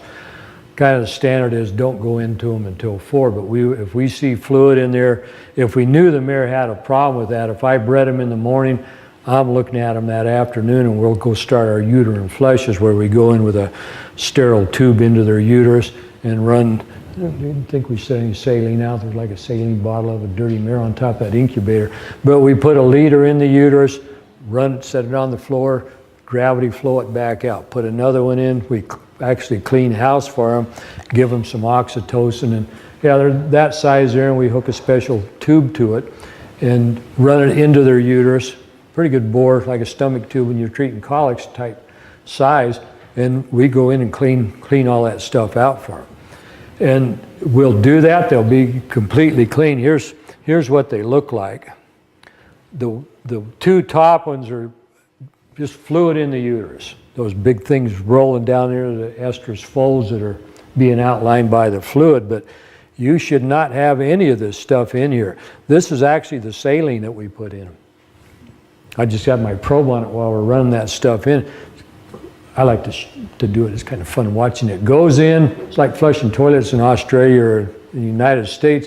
Goes in a different circle in Australia. But you put that fluid in there and you can watch it go in, and it's going counterclockwise. When you start to drain it, you're sitting there with your ultrasound, it changes directions and comes out the other way. But whatever we put in, I want to come out, so I'll sit there and watch it come out or manipulate their uterus a little bit. And it's unbelievable, some of the crap that comes out of these mares after you bred them. They look great when you put the semen in, and 12, 24 hours later, your mare last year, Did she have 3 bottles? 3 and 4, and big chunks of white stuff. But it's a reaction to semen, and every mare reacts to some degree, but normal, healthy mares take care of it. The ones that don't, if we don't take care of it, you're not going to get them in foal. And it shows up on your bill. Which we'll get to in a second. What's it going to cost me to AI my mare? I said, there is no set fee, because I don't know how many times I'm going to have to ultrasound her, if I'm going to have to flush fluid, things like that on them. So frozen semen, again, is getting to be a bigger deal. It's a little tougher to work with. The advantage of it is we got semen sitting over there. I can put in that mare whenever I want. The disadvantage of it is it's harder to deal with. You just don't take it like you were going to have chicken tomorrow night that's in the freezer. You don't take it out of the freezer and throw it in the fridge for tomorrow night. It's kind of a semi-elaborate defrosting mechanism where you have to put these individual straws in a water bath at a certain temperature, at 97 degrees usually, for 30 seconds. And so we have to have our water bath made up, have somebody with a stopwatch. Actually, you can leave it in there longer, but the way I do it, if that temperature is going below 90, my thermometer's sitting right in it. Kim or one of these girls is sitting there with warm water and slowly adding it to it to keep our temperature. You may need to defrost 4 or 5. What it comes in, instead of this container full of semen that we're going to put in that mare that day, they come in straws that are this size. And the breeding dose, and this is nothing but raw semen. Everything's taken out of it, no semen extender or anything. And the breeding dose may be 4 to 6 of these straws. So we have to take it out of the frozen liquid nitrogens real quick, put it in the water bath, time it, take it out, put it on a paper towel at room temperature in the incubator, take the next one. What used to really be a problem with it, well, I'm going to go back to this. Our windows really get narrow. Unlike raw semen lasting for up to 7 days or our fresh cool lasting for 48, 72, 98 hours, this stuff's usually only good for 12, 24 at the most, more like 12. So then once they ovulate, the egg's still the same deal. It's only viable for 6 hours. So you got a lot smaller window when you need to inseminate these mares.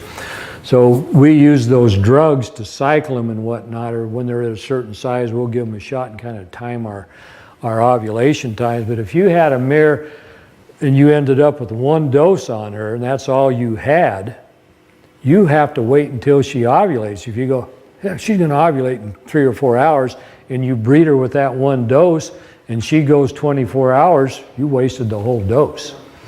If you have 2, you kind of count your hours off from when you gave the HCG or whatever, and you put the first dose in her and hope that when you check her 12 hours later, she has ovulated.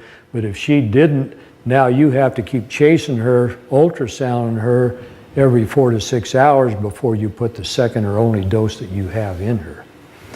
So we used to have to take it and defrost the straw, and we'd use like a sterile 6cc syringe case that's sterile on the inside. We'd throw the syringe array away, and we would take these straws and defrost them and cut them and then dump it into that little, so we'd end up with, those are half cc straws, we'd have like 2 cc's of semen. Then I'd have to pull it up into these pipettes with maybe some semen extender and go breed her like we normally did. We actually use these different pipettes, and these things are malleable. I can kind of shape them a little bit. We do this sterilely with a glove on, but I'll kind of bend them and go in the mare with it. I'll put a little black mark out here on this end so I know which side it's bent to, because sometimes they're hard to feel, but I can bend them and they'll hold her shape a little bit. But I go into her cervix, then come out and go in rectally, and I can manipulate it rectally, and I'll push it up to that ovary where the follicle was. And then we used to just take and put the semen, but God, you leave a lot of semen. So what they have now is this little device that hooks onto the straw. I've already used the straw, but there's cotton here. You've cut the ends where the semen's going to come out, and you hook this into here and put this up in. And I'm in the mirror holding it, and I got somebody pushing this thing up in there. And the way this thing is built at this end, that straw seats right into this little drop. You cannot, then this one won't go all the way because it's dried up, but you push it all the way in and it dumps the semen right up next to that ovary. Then I'll pull this back, get a second straw, take this one off and put them in. It deposits that semen so empty on this tube up at that little end, I can't even take and put this on a microscope slide and get a drop to look at. On my last straw, I have to kind of tip some onto a slide just to get enough to look at it after I bred them, or even before I bred them. But this thing really upgraded frozen semen conception rates, because we get a lot more right at that area. It decreases your chance of twinning. If you had a follicle on the left side, one on the right, you're going to pick which one looks the most advanced and go to that one, and you're probably not going to get any semen on that other side at all. That one mare that ovulated from dash to fame, she actually had a triple ovulation when we got 2 embryos, and 2 of those follicles were on the same side, so that's the side we went to.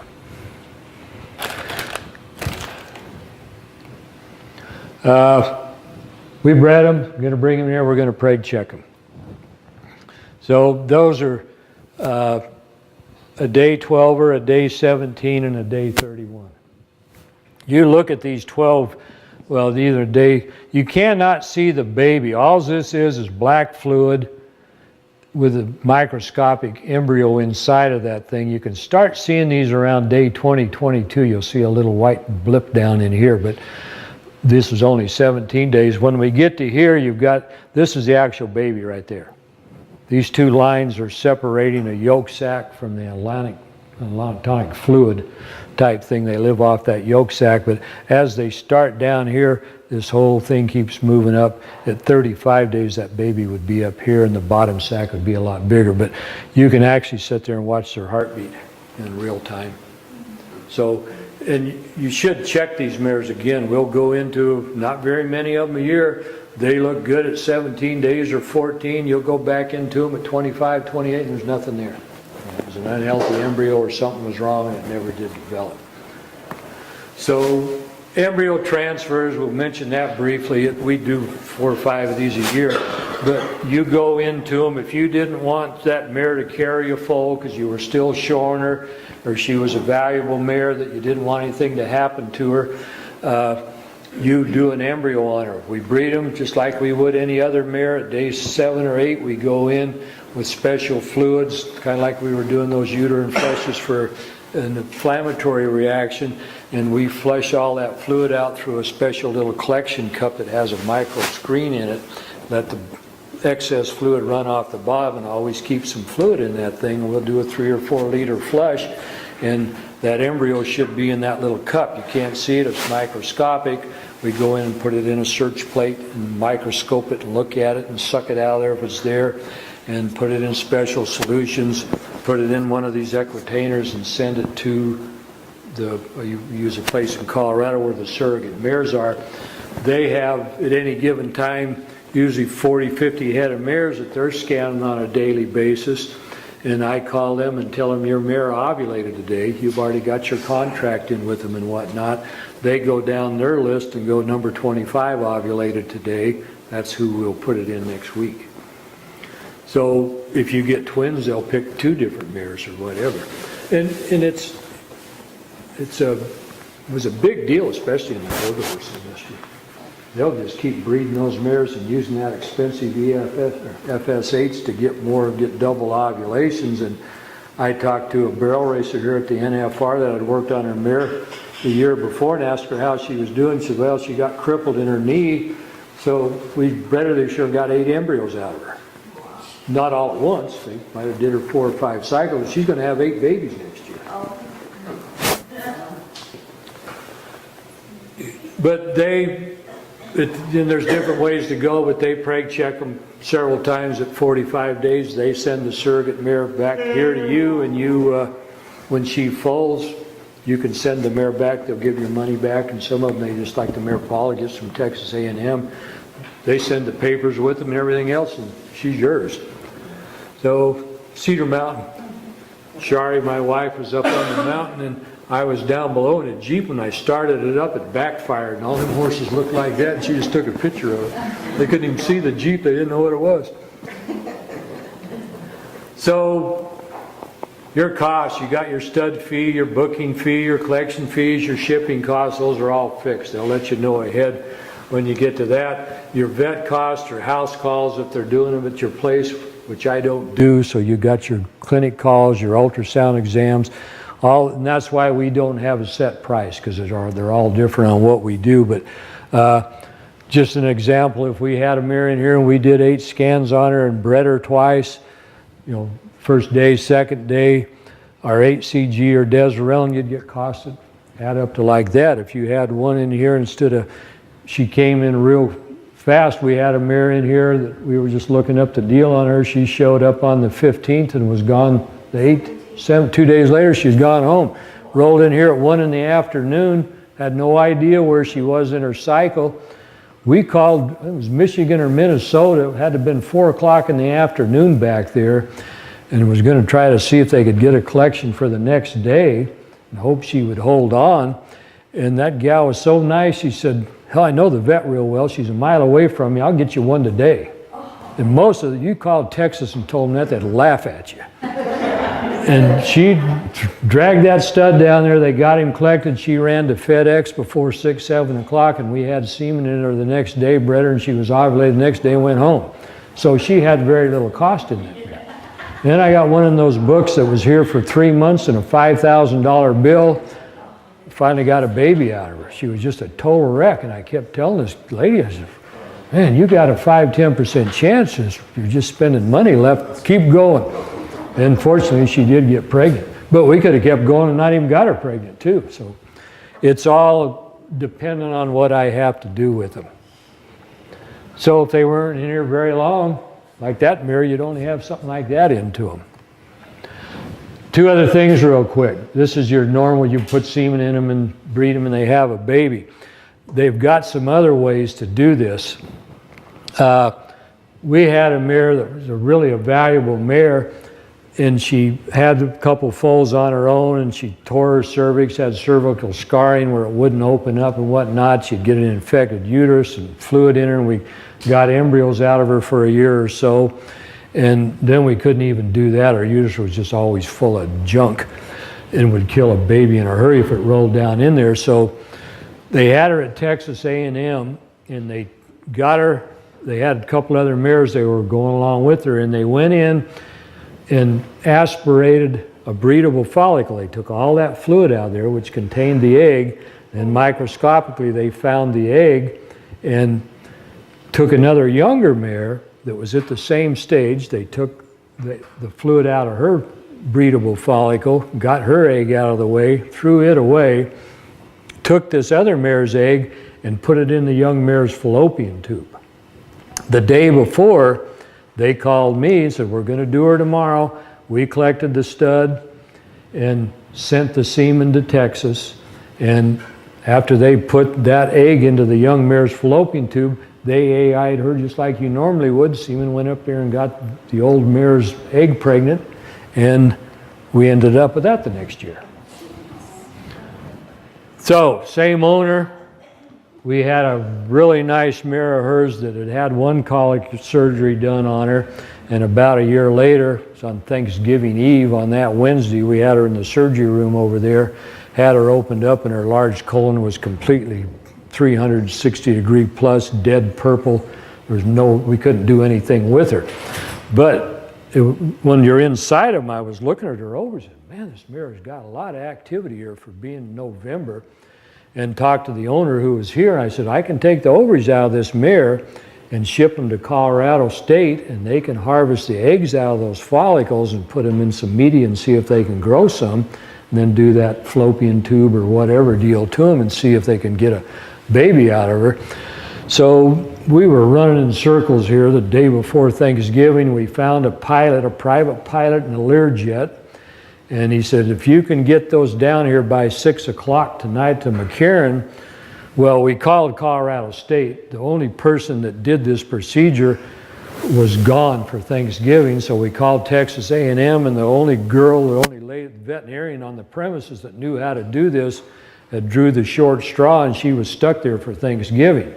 So she said, this airport at College Station closes at midnight. You need to get things down here.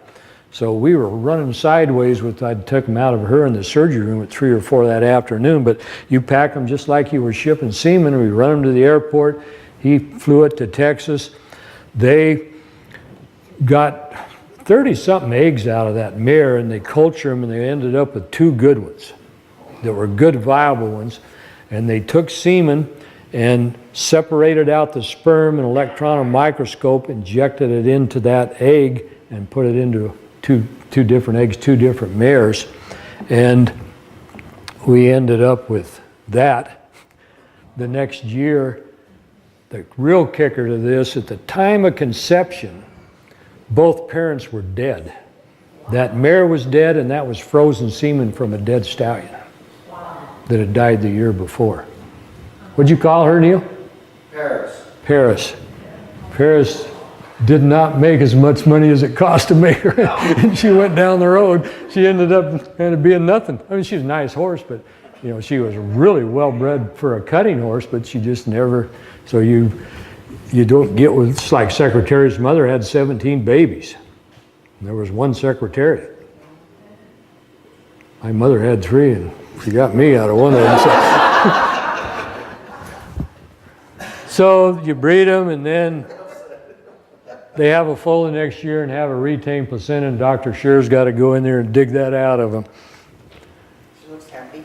Yeah, that's why I left that in there. That's my heifer's up in Utah that year. Any questions?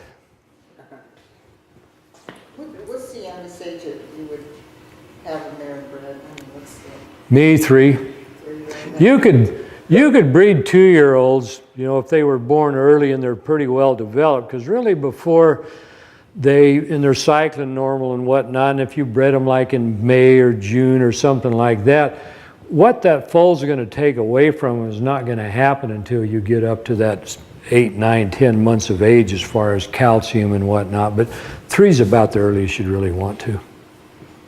Then they're closer to 4 by the time they get to that stage. Same thing on studs. You can breed 2-year-olds, but they don't recommend it at all.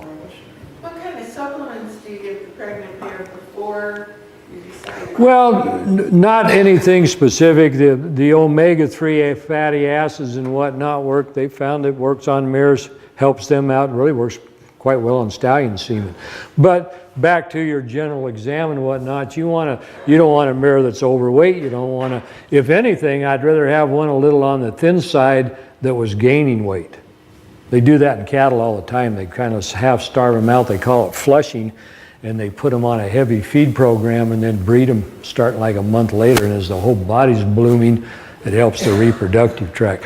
But nothing specific at all. It's more important as when they're pregnant towards the latter part of the pregnancy is when the trace minerals. So they just need to be on a good plane of nutrition. A mineral supplement or a general vitamin supplement? General vitamin supplement. And at that stage of the game, which your general vitamin supplements have your minerals and stuff in them. They found out what's problematic in these mares the last part of the pregnancy is lack of trace minerals. Copper, zinc, some of these things you wouldn't even think about. They took 2 groups of mares in the last trimester of the pregnancy. They fed them a poor diet as far as trace minerals. The other half, they made sure they got the right amount. After they all foaled, they put them on the good diet. Then they followed these babies through. It took them quite a few years to get this all figured out or get the numbers, but they followed these babies through and found out that the mares that were deprived of these trace minerals while the foal was still in utero, those babies had a lot more problems with osteochondritis, subchondral bone cysts, these developmental orthopedic things that develop in them when they're young, growing up to 2 years of age. So if you have a mare that's pregnant, would you give her free-form minerals and let her choose how much? Yeah, you could do that. You know, just a good vitamin mineral supplement, performance, platinum performance. What do you guys feed? Just a straight enriched plus. Yeah, they have one. Copper, zinc. Yeah, it's Enriched Plus is one that's got 12 different copper, iron, all that. And they're just trace minerals. You wouldn't think anything about them, really. But it does go, it happens in the uterus on those babies. The deficiencies they had then show up when they're born and start growing. What does it cost to bring a stallion in to have him checked? Collection, do a collection. Just check to see if he's really viable still. Well, if you're doing that, then you're going to do the semen collection part of things. So anywhere from $250 to $350, because I can waste half my day trying to get them on that phantom for the first time. But you would collect them well, it's a good question, because this is what they do when you get an initial stallion you're going to breed to. When you went and collected him that day, and you come in to do your extenders and whatnot, if we got a stud that maybe you bought and you're going to want to ship semen on him to some mares, when we collect him that day and package his semen in those extenders, and we might use 3 or 4 different types of extender to put that semen in. And then we package it and then leave it in there 24 hours just like we'd shipped it. We open it up and look at it the next day and go, boy, he's better in INRA than he is in CST or whatever, and you find the best extender to ship him in.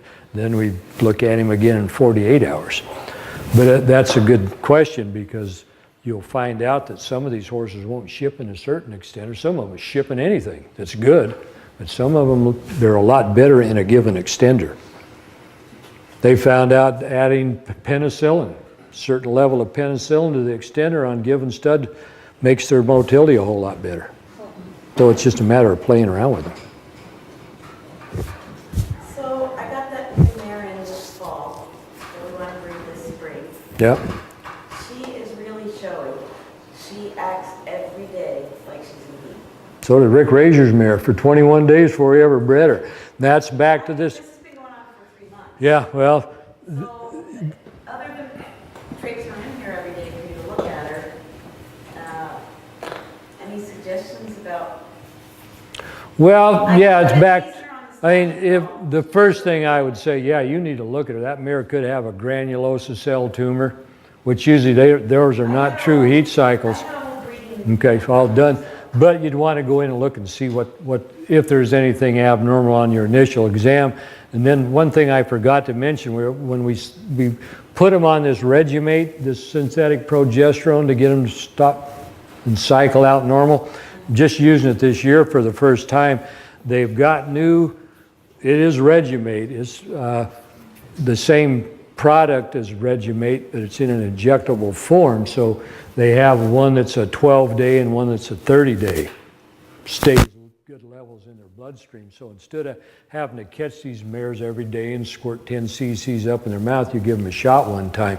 But I think it's $70 for that shot, which by the time you spend $5 a day or whatever on Regimate for 10 days, it's not that much different at all. Now they claim it works great. We put a couple mares on it so far. I don't know until they do what I want them to do, but they've got the stats on it saying it works. In the 30-day, when they're using on the show horse mares, because instead of every day giving them Regimate through the show season, you'll give them one shot once a month. And it lasts quite a bit longer. But when it's doing that, one that's doing that, I want to see what's in that reproductive tract. May not be anything I'm going to tell you anything on, but something's going on in there. So you might follow a mare through like that, and yeah, she came in, she grew up follicles, she ovulated, she just wants to keep showing heat. Like some mares, after they're bred, you could go breed them every cycle, they still keep cycling, even though they're pregnant. And they said she's always been this way. Yeah. So that's one where you'd want to, I don't know, I'm going to bring her every day and have you play around with her. Let's just shut her down and go off. If she does what she's supposed to, we'll take her off this, give her prostaglandin, and then start scanning her 3-4 days from now and see if she does what she's supposed to. I got another one for a different type of horse. What is the cryptorchid operation costing now for castration? I don't know. It's in the computer. Yeah, there's our surgeon right there. The other question is, why are cryptorchids sterile? Is it, Heat. it's because The they heat. want testicles? That's why elephants' testicles are inside their body. It's too hot where they live, so it's cooler inside their body. So that's why horses are in a scrotal sac, even though it's only that far difference. That's a different temperature to the sperm inside the epididymis and the testicle than it would be up inside their body. Doesn't affect the hormone. They still produce testosterone and act like maniacs, but they're not fertile. They're fertile on their other testicle. What It's age down. is it that they pretty much determine that other testicle will never drop?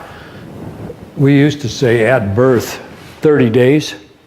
Okay. Truly early on, you may not be able to feel them, but if those things are not down there by time they're 2 or 3 months of age, they're probably not going to. Now, some of them are in the canal, and if you sedate them and feel real close, they're there. But for the most part, if they didn't drop fairly close to birth, they're not going to. The vast majority of them. Because I was thinking you were going to say. You'll hear the stories on him every once in a while. I go, yeah, he didn't fall down in there until he was 2.5 years old. But see, they have to go through the inguinal canal, which is yay long, and they might be just setting up in there, and they're really hard to feel, and it finally came on down through. You look at a testicle on a fetus that's 10 months of age, and them things are big. They're a heck of a lot bigger than they are when they're born. So as the gubernaculum, they live up by the kidneys, as it contracts right before they're born, it pulls the testicle down to the inguinal ring, and it has to drop through that ring. So Out. pretty much a 4-year-old's never gonna drop. No, if you don't have one then, that ain't gonna happen. Go get your money out. Yeah, and they're usually a pain in the butt to have around. They're worse than a normal stallion. Most of them. Some of them are still pretty good. Yeah. And it's an hereditary condition. Why do you want him as a stud? You shouldn't be breeding mares to him anyway. No, you Yeah. need to castrate that. Yeah, right. All right, gang. Is that it? Thank you.